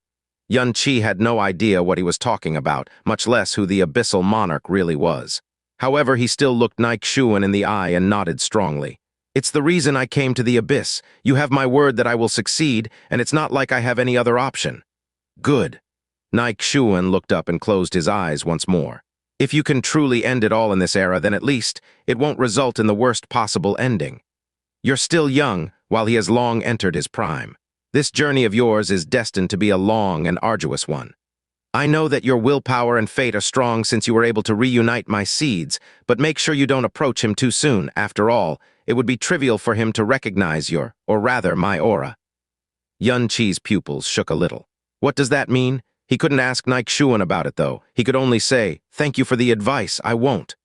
Xuan said slowly, "Who he was in the past no longer matters, and frankly, I don't have the right to speak of it. All you need to know is that he is a lost boy drowning in his obsession. He must be stopped. He must be saved. I leave this heavy burden to you, and now my time is up." His voice weakened, and his silhouette began to turn blurry. "Wait," Xianxia snapped out of his jumbled thoughts and called out in a hurry, "Don't go yet, Senior Xuan." At the same time, he summoned Honger and Yuer's soul image to his side. Their bodies and faces were perfectly identical. The only things that were different were their eyes, their hair color, and their soul auras. Xuan froze. His silhouette was still fading, but his gaze was fully affixed on the two girls, unwilling to look away for even an instant. Honger examined the curious world around her for a bit before asking, "What is this strange world, and who is this strange old man?" Yuer's reaction was the complete opposite of hers. She looked just as stunned and dazed as Xuan was. It wasn't until a soul imprint that was placed so long ago was triggered that she blurted, "Father." "Huh." Honger abruptly wheeled around and stared at Yuer with vermilion eyes. Xuan's silhouette was shaking. If a soul could shed tears, he would be beyond words by now. "Honger." Xianxia grabbed her in Yuer's dainty hands and said solemnly, "His name is Xuan, and he is your father. Your real father." "Is that so?" Honger's expression turned serious for a moment. Then she broke into a wide smile and greeted Xuan. "Hello, father, I'm Honger. Both Sister Xianxia and Big White Sister told me that I used to have a very strange name called Wanhu. Did you name me that because I'm a glutton?" Xuan was still staring at her and Yuer and shaking uncontrollably. He was still incapable of speech. "So I really have a father and a mother," Honger smiled happily, "and here I thought Mom, A certain master who was prepared for this immediately clamped a hand around her mouth and said with a straight face, "I know you miss your mother, but now's not the time. Now get over to your father's side." While Xianxia was pushing Honger to Xuan's side, Yuer had already floated up to the old man. She reached out and tried to touch her father's face with her dainty hands, but all she managed was causing a ripple in his still fading image. Translucent tears slid down her milky white cheeks one after another. For a time, it couldn't be stopped. Back then, after her father had placed her in that dark, lonely world, she had nothing but a bunch of netherworld Udambara flowers to keep her company. He visited her many times after that. During his last visit, he gave her a pitch-black star, told her many, many things, and never came back after that. Xuan slowly raised his shivering hands to catch his daughter's tears, but he could only watch as the brightest jewels in the world slipped through his palm in the cruelest manner possible. "Father," Honger finally flew over and examined Xuan at close range. Her eyes were full of curiosity and the desire to know. "Why are your hair and beard so long and thick? Sister Healing told me that a father and a mother are the closest people one could have in the world, but mother snuck away while I wasn't looking." "You're not going to sneak away as well, right, father? Will you also feed me many delicious things in the future?" Xianxia looked away and exhaled soundlessly. It was clear that Honger's understanding of the concept of father and mother differed greatly from a normal person, but no matter how different it was, the desire for familial love existed in every living creature's blood. There was nothing in the world that could truly sever this bond. No space, no time, nothing. Xuan glanced back and forth between the duo before whispering, "I don't deserve to be your father. I brought you to this world, but I'm also the one who pushed you into the abyss."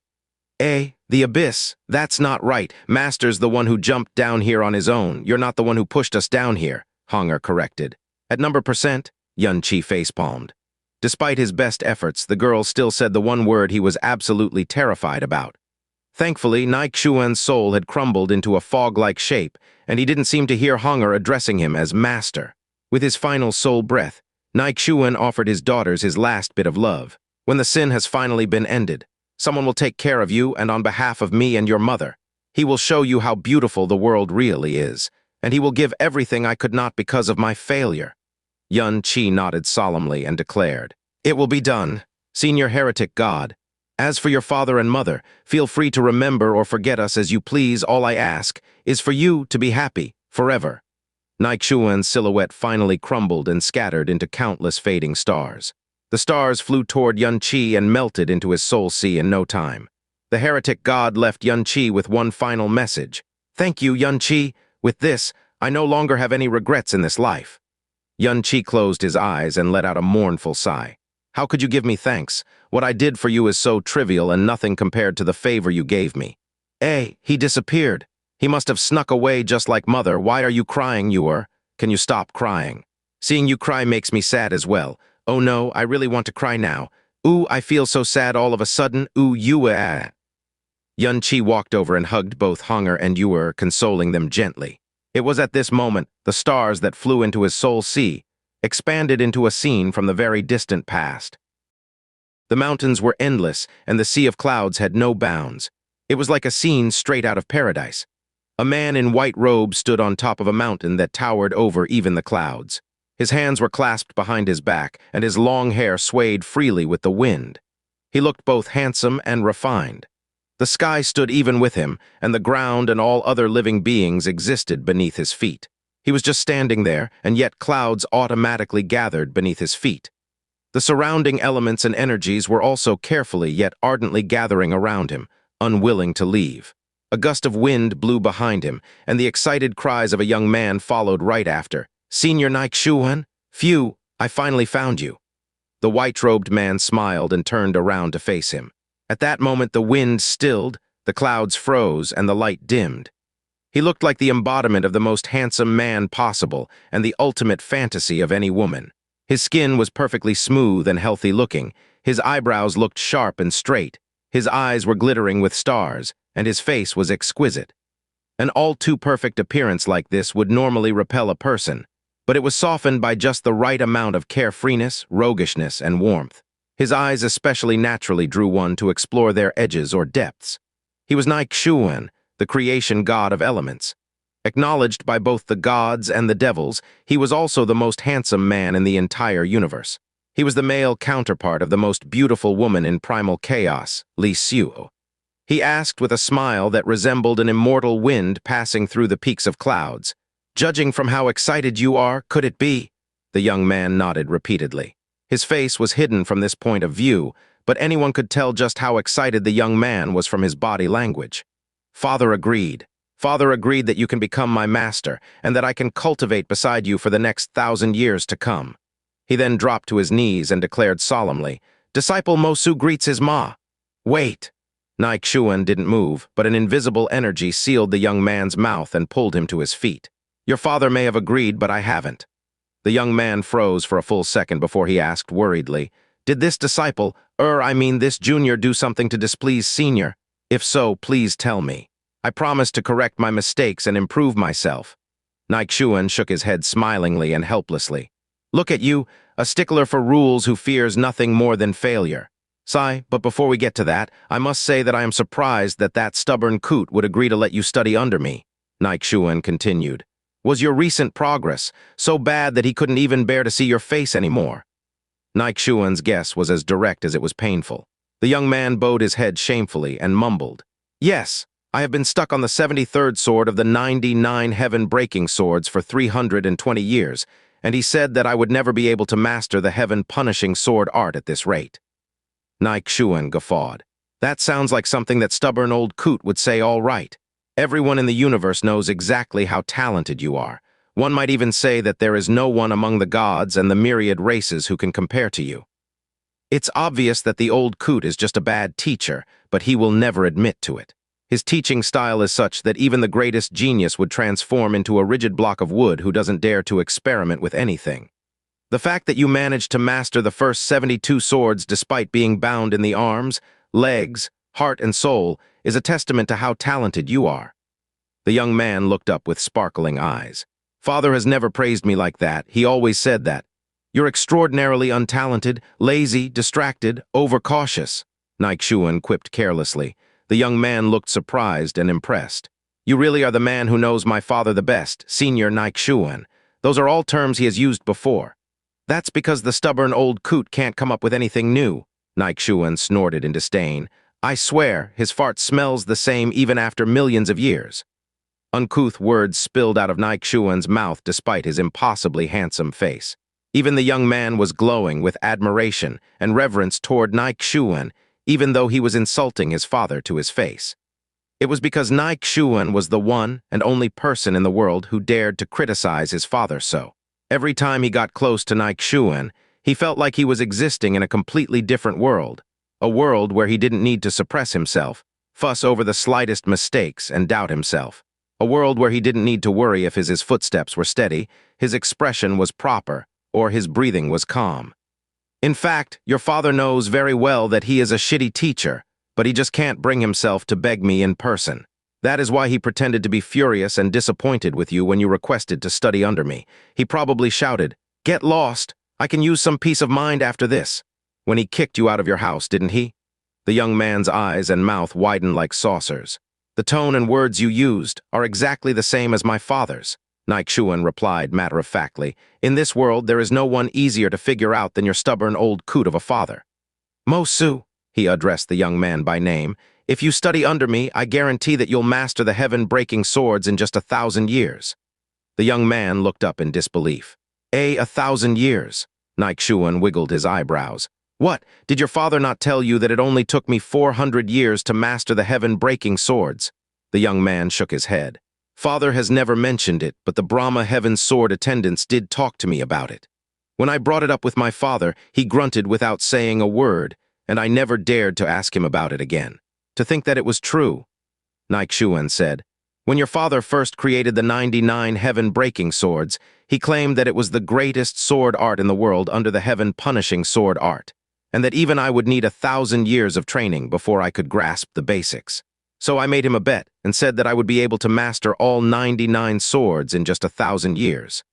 As you already know, I mastered it in just 400 years. It's a shame you weren't born yet at the time, or you could have witnessed his tar-black face with your own eyes. It was truly a miraculous sight." "You're incredible, Senior." The young man's admiration toward Nike-Shuan deepened even further. "So what was the bet?" "It was simple. Whoever lost owed the winner a favor." Nike-Shuan chuckled. "As you know, a favor can be as insignificant as a speck of dust or bigger than the heavens themselves. Unfortunately for your father, he was so confident in his new invention that he agreed to the bet without a second thought." "So, did you use your favor yet, Senior?" the young man asked curiously. After all, there was almost no one in the universe who could unsettle his father, and Nike-Shuan was one of the few. "No, I haven't used up that favor just yet." Nike-Shuan's smile grew just a hint devilish. "I can't really think of anything I must have him do, so I figure I might as well let it hang over his head like a guillotine's blade. Your father values promises like his own life, so since then he can never face me with his back fully straight. It is most satisfying, to say the least." There was no victory in criticizing his father or the man he admired the most, so the young man simply dropped to his knees again and said, "It is my greatest wish and honor to be able to study under you, Senior. I promise that I will never slack off during this period, and that I will do everything in my power to meet your and father's expectations." "Heavens, do you have a fetish for kneeling or something?" Nike-Shuan shook his head and brought Mosu back to his feet with the snap of a finger. "I'll allow you to accompany me for the next 1,000 years on one condition. You must free yourself from the cage of rules and norms your father has enforced upon you." "But of course," the young man nodded strongly. "Since I'm studying under you, it is only natural that I obey your guidance." "Very good," Nike-Shuan nodded at him. "In that case, my first instruction for you is to stop treating me like your teacher or your senior. Just address me as Big Brother." Absolutely not." The young man was beyond shocked. "How can I possibly what? This is just your first instruction and you're going to disobey me already." Nike-Shuan narrowed his eyes. "And no, of course not." The young man shook his head in a panic while stuttering. But the old come before the young, and status exists for a reason, not to mention that you are the senior I respect the most. How can I possibly address you in such a rude manner? Status my ass. Anyway, if you can't even let go of the shackles of seniority, then how can you possibly improve under my tutelage? Xianxia turned his back on Mosu and said in a disappointed tone, "You may take your leave." Terror gripped the young man in an instant. He hurriedly said, "Wait, senior, I'll listen to you. I. All he needed to do was to say the words "big brother," and yet the young man felt that it would be easier to lift an entire world on his back. It was because he had been indoctrinated with the importance of upbringing, etiquette, rules, laws, customs, and more his whole life. To say those seemingly innocuous words was to snap the very way he had been leading his life until now in half. Xianxia didn't give him the opportunity to hesitate. His figure turned into a dot in an instant. "Ah, wait!" The young man stumbled a little before he caught himself. While chasing after Xianxia with all his might, he mustered almost all of his willpower and forced out the words, "Big brother." Xianxia immediately stopped in his tracks and looked back with a smile. "Now we're talking. Do it again." The young man couldn't respond immediately. He just stood there feeling like the world had been turned upside down. When he mouthed the two words that rebelled against orthodoxy and practically betrayed the way he lived until this point, he felt as if something had burst out of his skull and into the big wide world around him. He felt as if he had leaped out of some sort of tiny, invisible world. The world hadn't changed, of course, and yet Mosu felt like he was seeing colors he had never seen before. "Biggie brother." His expression and tone were just as stiff as before, but it was so much easier than when he had said it the first time. "Ha ha ha ha!" Xianxia laughed boisterously and wrapped an arm around the young man's shoulders. "Now we're talking. Starting today, you and I will be exploring the world together, and we will treat each other like brothers who have no secrets with each other. It's so much better than if we are senior and junior, master and disciple, don't you agree?" Still in a daze, the young man nodded dumbly. "You are right, senior." "What did you just call me?" This content of novelfullbook.com. If you're reading this content, please go to website novelfullbook.com to continue reading. Fastest update hourly, Big Brother. Big Brother Xianxia. The young man corrected himself at light speed, and it sounded far smoother than before. "Good. Remember to address me as Big Brother only, especially when we're exploring the lower realms," Xianxia instructed seriously. "The humans of the lower realms have a very short lifespan, and most of them can't live past 100 years. My charm is going to drop drastically if the cuties hear you addressing me as a senior." Why would you be interested in the lowly beings of the lower realms, Big Brother?" Xianxia shook his head smilingly, but didn't give him an explanation this time. He slapped his shoulder once and said, "Status exists in your actions and your heart. The main reason you were progressing slower than expected is because you were chained by the thick shackles around your heart. It is these shackles that affected your ability to wield your sword. In the past, you never noticed that these shackles existed. In fact, you thought they were something that was absolutely indispensable to your life and kept reinforcing them." When Xianxia noticed Mosu's confused expression, he stopped and said, "It's fine if you don't understand it right now. You're still young, and you still have so much time ahead of you. Since the stubborn old coot is willing to entrust you into my hands, there is no way I would allow you to transform into a smaller version of him. Let's go." Xianxia abruptly grabbed the young man's arm and jumped down the clouds. "Where are we going, Big Brother?" This time there was only a bit of shyness in his voice. "The lower realms. The lower realms, but why?" "Ha ha ha. Just follow my lead, huh? Are you still a virgin? Father told me that a man should preserve their vital why. Stop right there. I don't need to hear that stubborn old coot's words from your mouth. Do you have a lover?" "Ver. I don't understand what that word is. What do you think about the love between a man and a woman?" "Father said that the love between a man and a woman should be like him and mother. They should support each other and respect each other. They should understand the value of reproduction and avoid indulging in. That is the biggest load of creation God shit I have ever heard in my life. He only wished he could shove his head and his ass in the divine palace of life back then." My father said the exact same thing about you." Is that so? I suppose this trip can wait until after I've kicked your father's ass." "Big Brother, are you actually planning to wait? I apologize, Big Brother Xianxia. I swear I won't say things carelessly anymore, so, Big Brother." "Ha ha ha ha ha." Xianxia didn't actually seek out Moe, of course. Gliding on a gust of wind, he took the young man toward a completely different world. "Big Brother, I have a question I've wanted to ask for a long time. We've explored many worlds at this point. and you especially loved to show off to me all the beauties the universe has to offer. But why did you never get intimate with any of them? Not truly. It's because my heart belongs to another, of course. If one day you find a person who can touch your heart and soul and enter your dreams, you will understand that no one's beauty can even come close to the moment she turns around to look you in the eyes. Are you talking about Senior Li Xiu? Ha ha ha ha. Why are you asking the obvious? It's been so many years and your love for her still hasn't changed one bit. But I really don't think Senior Li Xiu is the type to, you know. There is always hope if you don't give up, and she is worth my obsession, isn't she? Sure, my effort hasn't borne fruit even to this day, but you'll understand when you finally meet the woman of your dreams. You won't regret it even if it ultimately ends in nothing. Is the love between a man and a woman really that incredible? It's not something that can be described with words.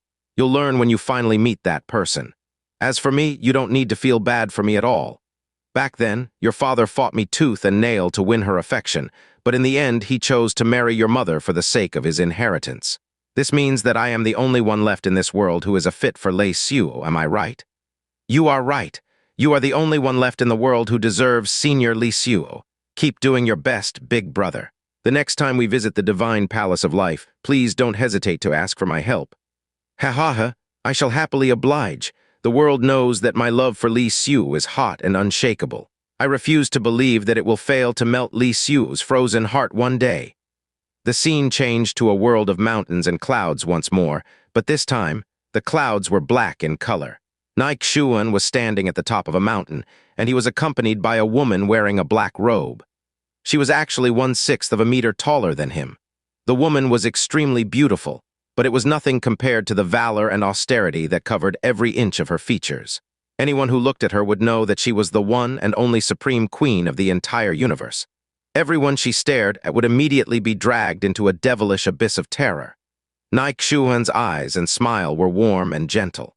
Unlike before, he was completely missing his supernatural grace of a creation god. One could almost mistake him for a young master who first set foot in the mortal coil. I want you to repeat the 3 things you promised me, Xuan, the woman ordered stiffly while staring forward. Xuan smiled wider and did as she requested. First, I will announce to the universe that Jai Yuan is my wife in 30,000 years. Second, I will meet up with you at least once every year no matter how tied up I am. And 3, I will never meet Li Xiu again. HMPH, the woman turned away slightly. You didn't miss a single word, so I guess you pass. The first 2 conditions can be loosened within reason since the world is ever-changing, and there are tides of fate that even you and I are hard-pressed to change. But you must comply with the 3rd condition no matter what. Otherwise, I will transform into a dirty old man. Xuan held her head and whispered warmly. The woman pretended to struggle for a bit before huffing, Good. Don't worry, I won't abandon you even if you do transform into a dirty old man. I might even make you dirtier and uglier so you will never have the face to meet your beloved Li Xiu again. Sure, Xuan promised. Right here and now, his eyes saw Jai Yuan and Jai Yuan only. Anything is acceptable so long as you are by my side. Jai Yuan's lips trembled for a moment. It took her a while before she finally said, The last part of the Devil God Forbidden Tome is soon to complete. When the time comes, your dark core will fully awaken. You'll lose your last chance to back down then. You and I are walking a path of heresy and blasphemy. Are you sure you don't regret this? Of course not. Xuan stared into the distance and declared with infinite gentleness and determination, We're not wrong. What is wrong is the refusal to change, prejudice, and inherently fallacious perception. If becoming one with you is considered heresy, then so be it. No matter what the final outcome might be, I will never regret this decision. When he raised his arm, a long, black sword beam jutted out of his finger. The final part of the Devil God Forbidden Tome will be named Heresy, and while the final sword isn't complete yet, I shall name it the Heresy of No Regrets One. It shall be the proof of my determination. The scene ended there. Xuan claimed he would never regret his decision, but the final emotion he felt after the scene ended was of sharp, painful regret. What made you change your mind, Xuan? 1. Can't really think of a good name. Post some suggestions in the comments, and maybe I'll pick one. What did you see? Li Xiu asked as soon as Yun Qi's consciousness departed the soul shadow. Xuan had embedded his memory fragments into Yun Qi's soul sea, so Li Xiu was unable to share the view. The memory fragments Senior Xuan left for me. Xianxia replied in a heavy tone. Mo Su, this wasn't the first time he made contact with the name, and his impression of it was very faint. Even so, he knew only two people in the entire universe who possessed the surname Mo, one. And they were Mo-E, the leader of the four creation gods, and Mo Su, the person mentioned in the ancient records of the dragon god. The heaven-punishing crown prince, Mo Su was outstanding in both looks, temperament, and talent. None of the god children in the universe was his equal, and the heaven-punishing divine emperor loved him deeply. However, Mo Su violated a taboo that must never be violated, so Mo-E personally buried him in the abyss of nothingness. His ruthless devotion to righteousness shocked the entire universe, but it also earned him universal praise and admiration. Xianxia recalled the brief excerpt regarding Mo Su and fell into deep thought. In his memory, Xuan's power, status, appearance, personality, spirit, and more stood at the pinnacle of all men, and yet he was able to treat all life equally and was unconstrained by any norms or rules. A man like him should have died as he lived if he died at all. And yet the Xuan that Xianxia had met was so old, so crushed. The difference was so huge that no one would have believed that they were the same person. By now, Xianxia could tell that the reason Xuan looked the way he did before he perished wasn't because of the erosion of myriad tribulations at all. It was due to extreme self-abandonment and self-torture.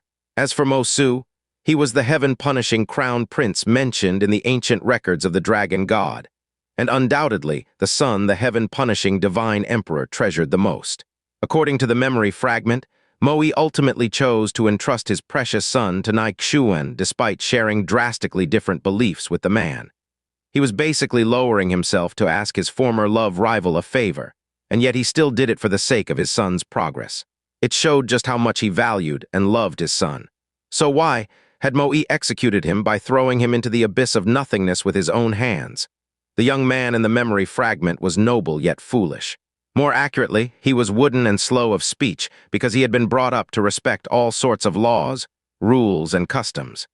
He was insensitive toward basic desires that should be second nature to anyone, and he was afraid of breaking an unsaid rule even when he was speaking. Mo Su was so constrained that he almost couldn't bring himself to make a transgression for the sake of the person he admired the most, Xuan. How could such a person commit such a taboo that his own father had no choice but to execute his own precious son? Wait, why did Xuan specifically leave this memory to me? Mo Su was thrown into the abyss, could it be? I could feel your soul trembling like an earthquake. It was at this moment Li Xiu broke his train of thoughts once more. The memory Xuan left for you must be quite unusual. Xianxia exhaled slowly and said, he told me something he wasn't going to tell me. It was probably to thank me for taking care of Honger and Yuer. Xuan had left behind a total of 5 memory fragments inside his soul sea. He had only viewed 2 of them because the other 3 were sealed. Although the seal was incredibly weak, the memories would destroy themselves should he try to read them by force. This meant that he could only wait for them to unlock themselves sometime in the future. Perhaps Xuan himself wasn't sure if he should pass down these memories even at the final moment. Still, the 2 scenes alone were enough to clarify so many things. It took a while to console Honger and Yuer. It was only then that Xianxia finally opened his eyes in the real world. His surroundings were still dead silent, but it was also quite different from before. The ground where he was sitting had caved into a deep, massive pit. In fact, the pit was so big that it was at least 10 kilometers in radius. Strangely, the bottom of the pit was as smooth and flat as a mirror. He had no idea that the rebirth of his profound veins would trigger such a natural disaster. This commotion is big enough to draw people, or more likely, abyssal beasts to the area. I should leave immediately. Xianxia muttered to himself and shot into the sky. However, he abruptly skidded to a stop and slowly looked down at his hands. It was because his profound energy had responded to his will much faster than before. He muttered to himself, Divine Master Realm? Back then, Xianxia had tried so hard to break into the Divine Master Realm to no avail. He had never encountered anything that so much as resembled a bottleneck until he reached the peak of the Divine Sovereign Realm.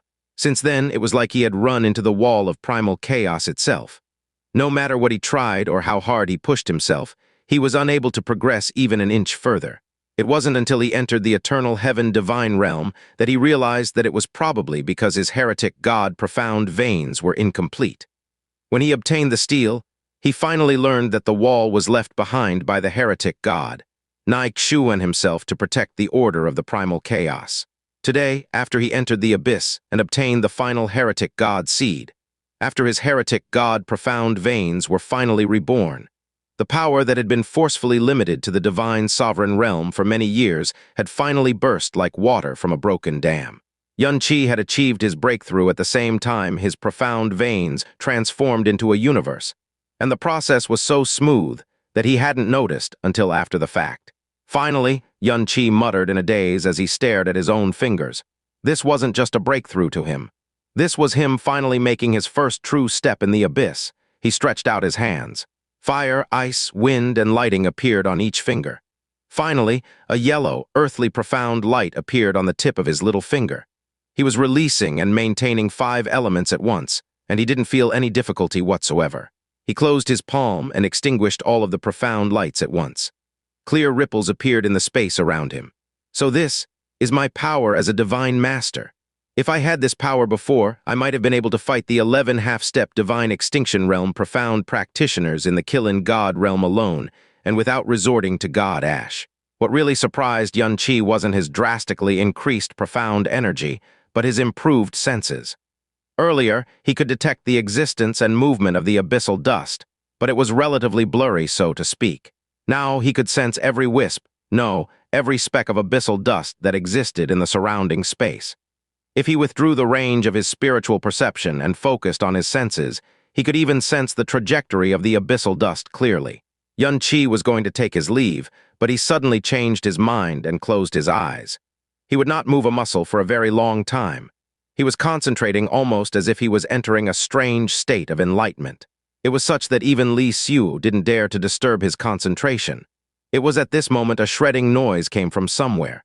A gray silhouette leaped out of the gray fog, let out a strange cry, and pounced straight for Xianxia's back. It was aiming for his heart. Xianxia remained where he was as if he couldn't detect the attack. When the gray silhouette was 1/3 of a meter away from his back, a hand abruptly caught its skull. The hand had appeared so fast, it almost looked like it had blinked into existence. The gray silhouette froze in the air like its time itself had been frozen. The only thing that showed that wasn't the case was the gray fog rising from its body. Xianxia slowly turned around to face the creature he had just caught. So this is an abyssal beast. The abyssal beast was shaped like a wolf and only 1.7 meters long. Because it was completely covered in gray fog, it resembled a ghost wolf that was burning its gray purgatory flames. The only identifiable part of the abyssal beast was its silhouette, and the eyes that were dancing with terrifying grayish light. Judging from its destructive aura, this abyssal beast was probably equal to a middle-stage divine sovereign. At his current strength, he would be shocked if the abyssal beast could put a dent in his skin. Still clutching the abyssal beast's skull, he injected his profound energy and soul energy across its whole body. Sometime later, he slowly narrowed his flashing eyes. Bang! There was a soft bang, and the abyssal beast abruptly exploded. It spilled a lot of abyssal dust and a surprising amount of stinky blood and gore. This proved that its flesh and blood were still present. It had just undergone some sort of mutation due to the erosion of abyssal dust. A human's flesh and blood would eventually be consumed into nothing. The effect of abyssal dust had on a human, and a beast was clearly different. As for why a beast transformed into an abyssal beast when humans wouldn't, Xianxia swiped a pitch-black orb from the air. It was the profound pellet of a profound beast and the equivalent of a human's profound veins, but this one was completely corroded by abyssal dust. It looked like tendrils of black that wrapped completely around the profound pellet. The gray fog rising from it was so thick it was almost pitch black. Xianxia's eyebrows suddenly twitched violently. This was probably the abyssal core Xianxia spoke of. She had used the thick abyssal dust it released to destroy her own face. Once again, Xianxia froze in his tracks. He just clutched the abyssal core and did not move for a very long time. Even Li Xiu didn't know what he was sensing. Shred! Another shadow appeared and pounced straight for Xianxia. This time, Xianxia reacted quickly, but instead of killing or catching the abyssal beast, he simply turned his gaze on it. This abyssal beast looked very similar to the one he killed earlier, but its destructive aura was much weaker. It was only a divine king. Xianxia still didn't act when it had gotten within 30 meters of him. He simply stared at the rapidly approaching shadow, and did everything he could to slip his divine perception into its abyssal core, and every wisp of abyssal dust within it. The shadow suddenly slowed down drastically. The ghastly flames within its eyes started swaying unnaturally as well. Even the gray fog around its body was flickering wildly, as if it was being blown by a storm. Not only was it slowing down, its movement was obviously less hostile than before. When it was 1 meter away from Xianxia, it finally came to a complete halt. Abyssal beasts possessed no consciousness whatsoever. The one thing they possessed was the instinct to destroy. This was a common sense everyone in the abyss was taught since they were born. Did you actually? Li Suo exclaimed in quiet disbelief. In essence, abyssal dust was the power of extinction. It was a power that existed beyond the realm of common sense. However, this abyssal beast had halted its instinct to destroy before Xianxia. It was at this moment Xianxia slowly extended his hand. His movement was unbelievably slow and stiff, even compared to a mortal. His facial muscles were also scrunched together, as if he was pushing back against some sort of great resistance or pain. He was focusing almost all of his soul energy on the abyssal beast's core. As if he had gone insane, he was doing everything he could to touch the seemingly infinite abyssal dust that was densely packed within it. He wasn't raising his arm because he wanted to. It was an instinctual movement. When his arm was fully raised, the abyssal beast abruptly wheeled around and ran off in the opposite direction. It wouldn't stop until it had completely vanished into the fog ahead.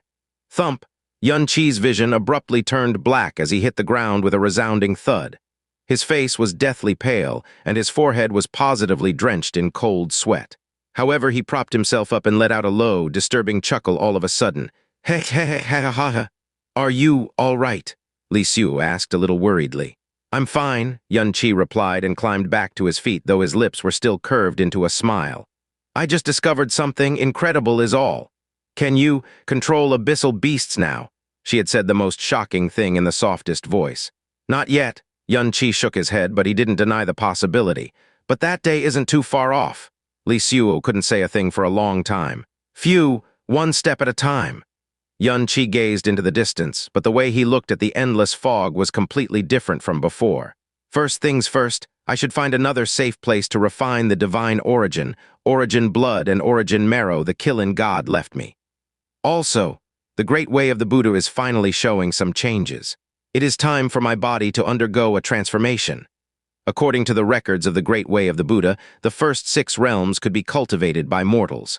But starting from the 7th, only a god's body could bear its power. It looks like I'll be staying in the endless fog for a very long time to come. Originally, he was only going to stay in the endless fog for a bit. He was going to leave after he absorbed the earth seed. But now he had changed his mind. After taking a moment to recover his depleted mental energy, Xianxia got ready to leave. It was at this moment he suddenly glanced at his left arm. For some reason, he felt like a certain power in his bloodline had undergone a transformation of sorts. He raised his left arm and summoned his profound handle. The next moment, he froze in his tracks. In the Yun family, the weakest profound handle was red in color, and the strongest was purple in color. His profound handle was the most unique of them all, as it went from the weakest red to the strongest purple as he grew in strength. According to their family records, there was actually another tier above purple. It was a golden profound handle that was said to be capable of bearing 100% of its wielder's power. However, the person who left this record himself stated that this was just a legend. No one had actually seen it before this content of novelfullbook.com. If you're reading this content, please go to website novelfullbook.com to continue reading. Fastest update, hourly Xianxia knew he had summoned his profound handle. He could clearly perceive its existence. However, his eyes were unable to see his profound handle at all. A colorless profound handle? All cheats are being sold at a 50% discount. Sorry, the pinyin are the same. There had never been a colorless profound handle in the Yun family of the illusory demon realm or the heavenly handle Yun clan of the northern divine region. There wasn't even a rumor about it, much less a record. In other words, this was an unknown profound handle that belonged to Xianxia and Xianxia alone. One thing he noted immediately was the aura the profound handle was releasing. With a single thought, he transformed the profound handle into his own shape. Unlike before, the profound handle looked exactly the same as Xianxia, be it his appearance, his aura, or anything else. In other words, this evolved, colorless, profound handle was capable of bearing 100% of his power. Xianxia continued to stare at the profound handle for a moment when he suddenly recalled something. He immediately activated Hell Monarch. His expression and eye color remained the same even though he activated Hell Monarch.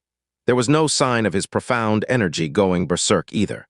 It simply went from calm and even to strong and rich, and he couldn't feel any pressure on his body at all.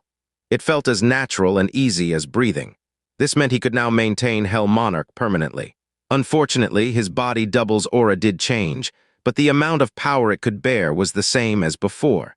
It wasn't bolstered by the heretic god art whatsoever. His dream of gangbanging all future enemies with his profound handle was extinguished just like that. In the end, the best way to maximize the combat strength of his profound handle was God manifestation.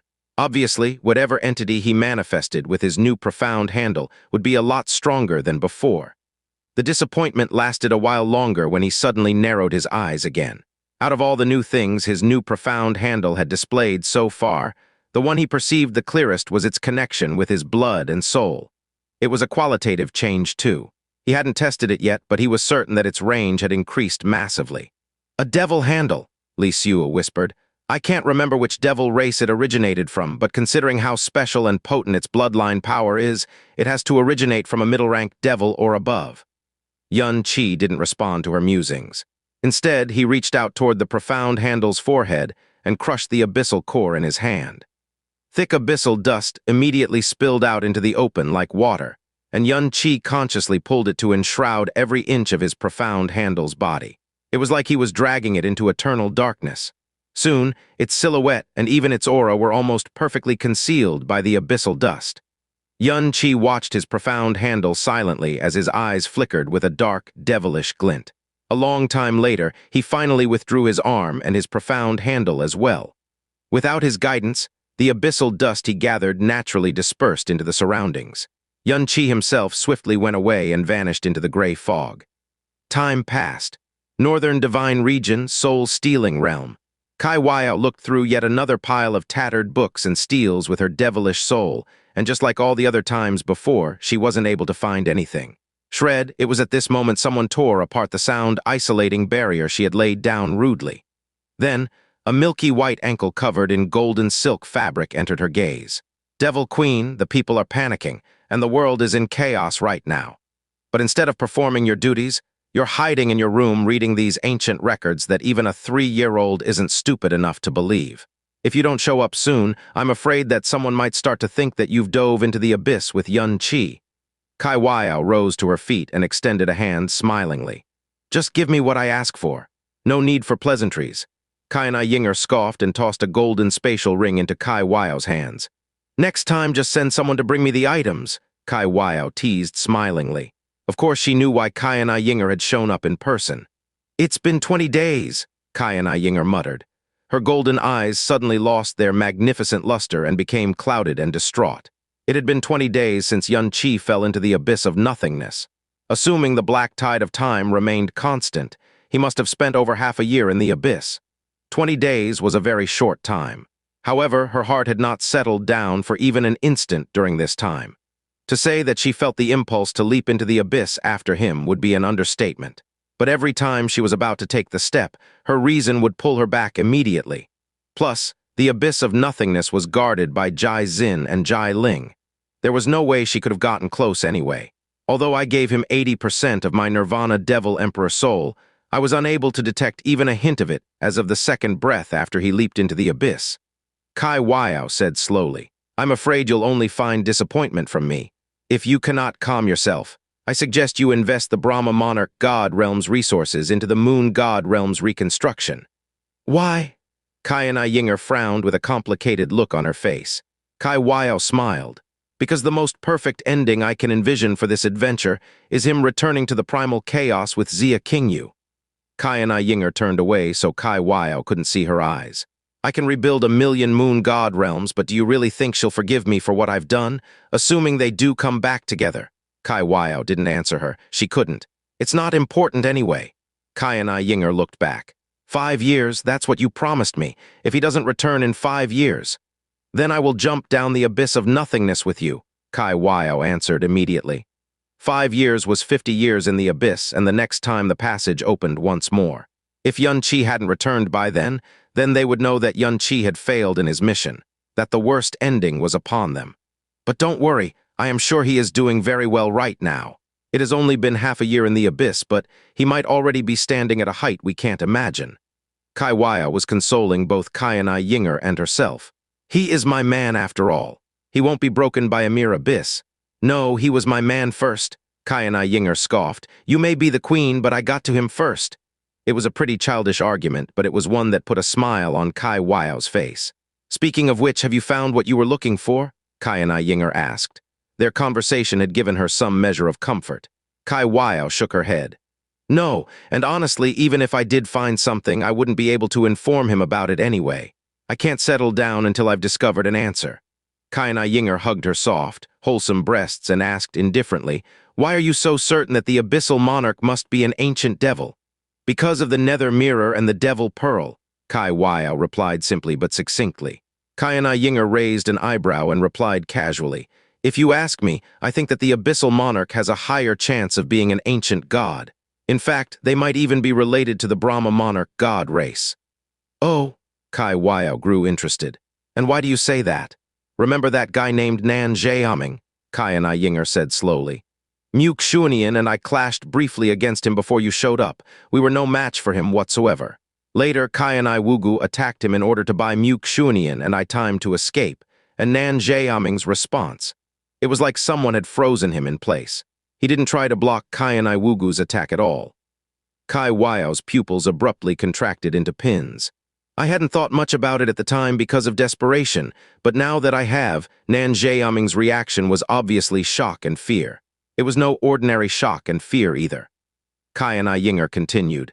Nan Xiaoming and Nan Xiaoguang called themselves squires or something, so I suppose they barely counted as a subordinate of the Abyssal Monarch, considering that they served the greatest profound practitioner in the abyss, but were so scared that they completely lost their wits for a moment. I couldn't help but wonder if the Abyssal Monarch's profound light is similar to the Brahma's. Kai Wyo scrunched her face into a deep frown. Why didn't you tell me about this sooner? Qianai Yinger rolled her eyes at her. I couldn't even catch my breath while I was trying to escape those two, and after that, well, you know what happened next. Kai Wyo was silent for a very long time.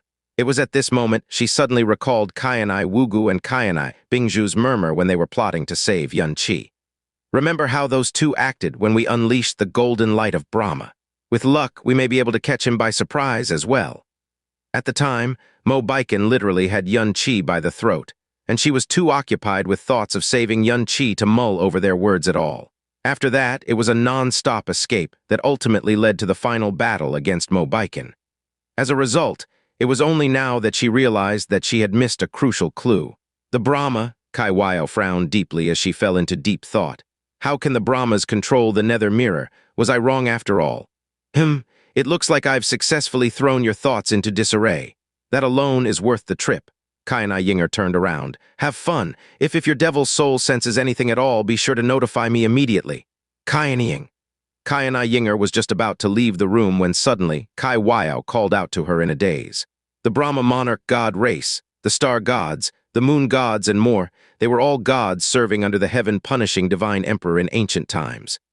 They all left behind their power and inheritances, so why did the heaven-punishing divine emperor leave behind nothing at all? Qianai Yinger turned back to shoot her a puzzled look. So, the heretic god and the heaven-smiting devil emperor are the only ones who left behind an inheritance. I suppose that your Nirvana devil emperor soul barely counts as one, but no other creation god or devil emperor left behind anything. What's so strange about that? It's not the same. Kai Wyo shook her head slowly. Of the 4 creation gods and 4 devil emperors, the creation god of life died to the 3 devil emperors' ambush, and the 3 devil emperors and creation god of order all died to myriad tribulations. They never had the time to leave behind anything. As for my Nirvana devil emperor soul, it doesn't really count as an inheritance. It is just an untainted soul origin that the Nirvana devil emperor managed to eject before he was completely consumed by myriad tribulations. The heretic god was the former master of the sky poison pearl, and so possessed unique resistances toward the ultimate poison that was born from it. Naturally, he had enough time to leave behind a proper inheritance. The heaven-smiting Devil Emperor returned to the primal chaos and gave you and Xianxia her devil blood. She also left us the eternal calamity of darkness. This proves that the power and bloodlines of the creation gods and devil emperors can be passed down. The 3 devil emperors and 2 creation gods died sudden deaths, and so had no time to pass down their inheritances. But the heaven-punishing divine emperor, he was the creation god who passed away because he reached the end of his lifespan. Out of everyone, he was the one person who had the most time to leave behind an inheritance. But according to the ancient records, it was never stated that he had a successor. To this day, we have never witnessed anything that resembles his divine inheritance. Xianxia's head was full of worries and imagined scenarios regarding Xianxia's plight, and so she didn't really care about this mystery. She answered carelessly, maybe it's because he didn't want to? He was, supposedly, the loftiest creation god of them all.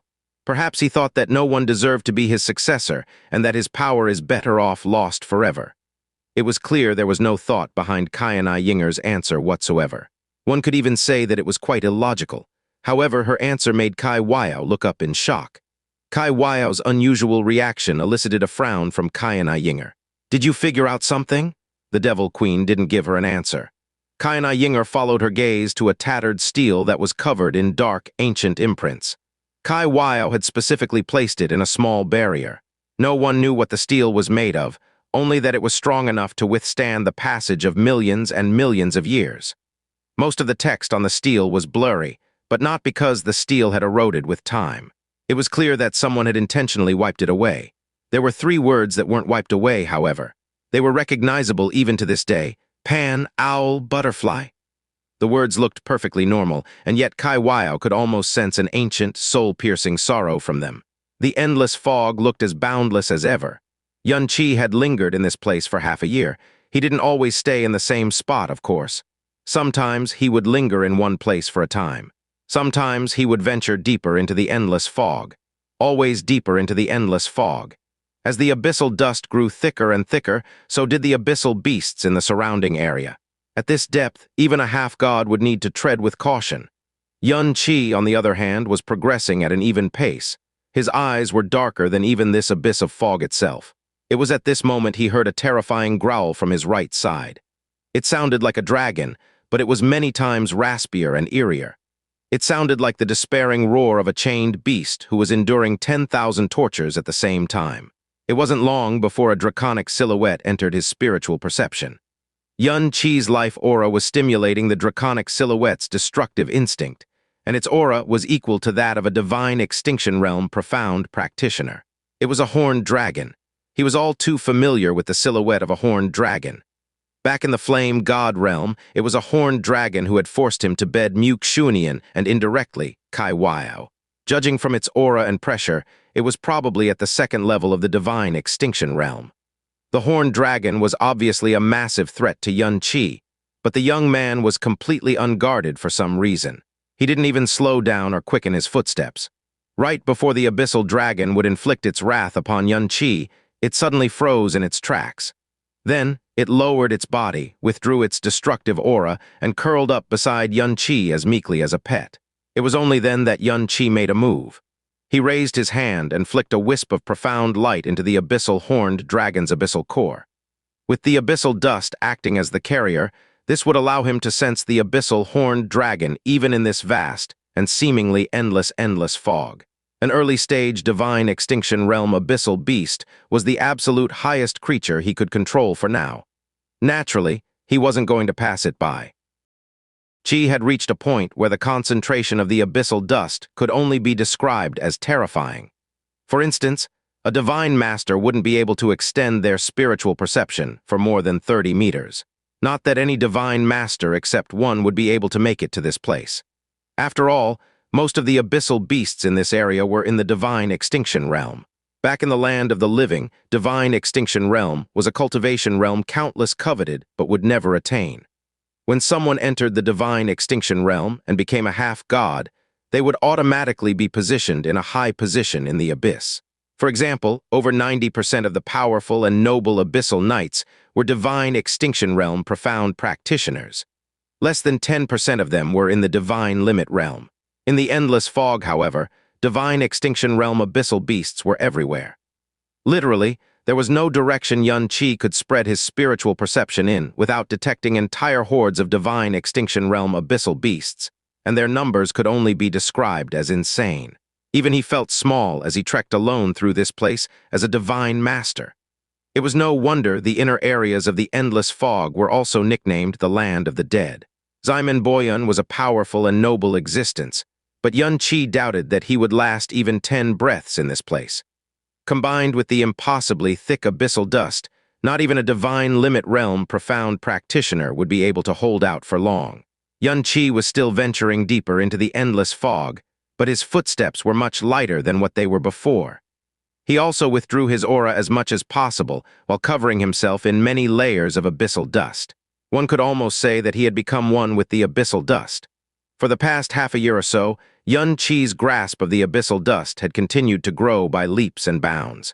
Today, he could instantly gather all the abyssal dust in a certain area, and even use it as a medium to transmit his soul energy far, far away. His ability to control the abyssal beasts had gone from barely manageable to well-practiced as well. The level of beasts he could control had also increased tremendously. In essence, his ability to control an abyssal beast lay in his ability to control abyssal dust. For the past half a year, Xianxia had been observing Xianxia's every move. She had witnessed him refining the origin power the Qilin God had left him in just 3 days. Then he had spent only 18 hours to perfectly subsume its origin blood and origin marrow.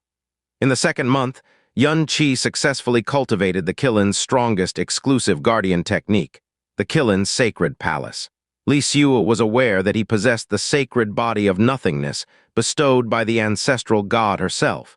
But she hadn't witnessed his experiences prior to that moment. That was why she couldn't help but be shocked when Xianxia shattered her common sense, the common sense of a creation god, again and again. Besides that, his mastery of the abyssal dust was growing at a visible rate almost every day. In her memory, the primal power of extinction couldn't be controlled by anyone except the ancestral god. But Xianxia was mastering it like he was just mastering another type of profound energy. When a beast was corrupted into an abyssal beast, they were practically immortal so long as they remained inside the endless fog. They could only be annihilated. Logically speaking, no profound practitioner could ever defeat another abyssal beast of the same cultivation level. It was because a profound practitioner's profound energy and soul energy would be suppressed by the abyssal dust. But an abyssal beast possessed near limitless destructive power in abyssal dust. Even their injuries would heal at a rapid rate. Therefore, it took at least 2 or 3 profound practitioners of at least the same cultivation level to defeat one abyssal beast. Of course, it was a different story outside the endless fog. The thicker the abyssal dust was, the stronger the abyssal beast would become. As a result, Xianxia was forced to slow his footsteps and be careful with spreading his spiritual perception. At one point, he finally muttered, "Looks like this is my limit." Just now, his spiritual perception made contact with 2 auras that sent chills into his soul. They were probably middle-stage divine extinction realm abyssal beasts.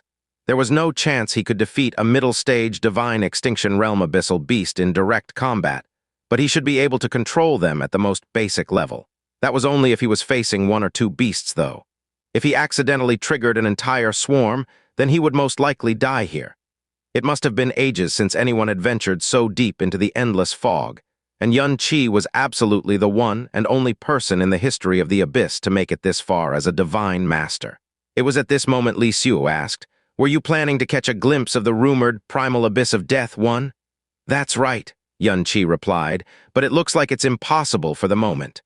The primal abyss of death was rumored to be situated in the center of the endless fog. It was a huge region, and the so-called abyss of the abyss. Assuming that the rumors he heard were true, Xianxia was willing to bet that it was the original, primordial abyss, the one that could supposedly melt even a true god into nothing in an instant. A true abyss of death. It would also explain why the closer he got to the source, the thicker the abyssal dust became. Anyway, if he ventured deeper into the abyss and encountered a late-stage divine extinction realm abyssal beast, or even a divine limit realm abyssal beast, he probably wouldn't even get the chance to escape. So it was time to stop. "I should find a suitable place nearby," Xianxia suddenly muttered something that Xianxia couldn't understand. A suitable place? She asked, but Yun-Chi didn't give her an answer. He simply moved forward at a slow rate. Less than 5 kilometers later, the concentration of abyssal beast auras suddenly dropped drastically. The further he went, the fewer abyssal beasts he detected. When Yun-Chi finally came to a stop, he reached a location where he couldn't detect a single abyssal beast within 25 kilometers of him. Yun-Chi frowned deeply as a faint sense of unease settled in his gut. He was searching for a blind spot where the concentration of abyssal beasts in the area was the lowest. But this place was a little too secluded, wasn't it? It was almost as if he had entered a forbidden area. He focused his senses on some abyssal dust and slowly spread them outward, but he still couldn't sense anything in the area besides dead silence. Perhaps I'm just lucky. Seeing no reason to change his mind, Yun-Chi released the abyssal dust surrounding his person and revealed a red light in his hand. It was a light that Li Xiu recognized. "This is the gift the Master of the World Piercer gave you before you dropped into the abyss, isn't it? I remember you have 2 of them." "That's correct." Yun-Chi very carefully wiped away the seal covering the surface of the red light. "It is the World Formation Core and World Divine Stone created from the last remaining power of the World Piercer. If I embed the World Formation Core here, I'll be able to teleport back here with the World Divine Stone anytime I want." "But why here?" Li Xiu asked. Yun-Chi replied quietly, "Ideally, I wanted to plant this core at the edge of the primal abyss of death, but I'm not strong enough to get there, so this is a compromise." "Still, it will suffice." The red light fell to his feet and sheeing. Spatial divine light shone like a crimson flower and unfolded into a tiny, 3-meter-wide red formation. The profound formation rotated slowly and turned dimmer. Just 2 short breaths later, it had vanished like it was never there. When Yun-Chi pulled out the spatial divine stone, he noted that its spatial divine light had undergone an obvious change. It looked as dim as ever, but now its colors looked a little deeper than before. Since he was so close to the core, he could even sense the special spatial connection between them. Shui Meiyin once told him that she wasn't able to store much spatial energy in the spatial divine stone due to lack of time. Moreover, the greater the teleportation distance, the more energy it would consume. The one silver lining was that the spatial divine stone could collect energy on its own. Also, the World Piercer was extremely low on divine power due to the need to use the World Piercer repeatedly to escape Mobiken. So just creating the World Formation Core and the World Divine Stone had already taxed it to the extreme, meaning that the item's spatial level weren't the highest they could be. As a result, he could not teleport instantly when he used the World Divine Stone. Not only that, the World Divine Stone must be left behind to keep the teleportation formation open. This meant that he couldn't use it to escape his enemies, but he could use it as a bridge between 2 spaces. The core couldn't be moved after it was planted. Yun-Chi looked around himself. This scenery would become a familiar sight from now on. "Let's go!" Yun-Chi turned around to leave, but he suddenly froze before he could even take a single step. He felt like something had just skewered his soul. It was writhing and squirming like a worm. His blood froze in his veins and his bones felt weak. He stiffly turned his neck until his pin-sized pupils met, a pair of terrifying dark lights. Divine limit, realm. The words surfaced into his mind like a living nightmare. When he was at the Qilin Abyss realm, he already knew how powerful a middle-stage divine extinction realm profound practitioner was. After he entered the endless fog, the number of divine extinction realm abyssal beasts he encountered could only be described as innumerable. But right now, the destructive aura pressing against his whole body was so terrifying that it nearly crushed his will in an instant. Even his eyes were completely blurry. That was how he knew that this power had probably exceeded the limit of divine extinction realm. It was probably the legendary ceiling of half-gods, the cultivation realm that was infinitely close to the true god realm, the divine limit realm. An abyssal beast at this level shouldn't exist in this area. It seemed to have been sleeping previously, which was why Yun-Chi hadn't able to detect a hint of its existence until it was too late. Too late being the moment he activated the World Formation Core, and its spatial divine light jolted it from its slumber. "Pan, Zyro, Owl, Dai, Butterfly?"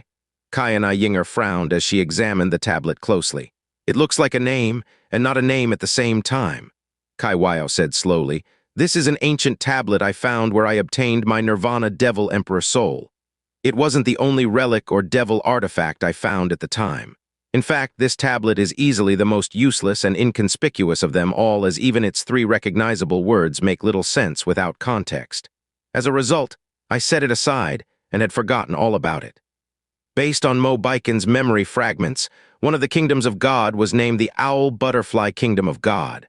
I had thought the name sounded a little familiar at the time, but it was such a distant and useless memory that I couldn't recall it immediately. It wasn't until after Xianxia went to the Abyss that I finally recalled it. Unfortunately, I wasn't able to find anything useful even after looking over the tablet once more. "That is until my words inspired you, right?" Xianxia said slowly. "That's right." Kai Wao's eyes glinted with intelligence.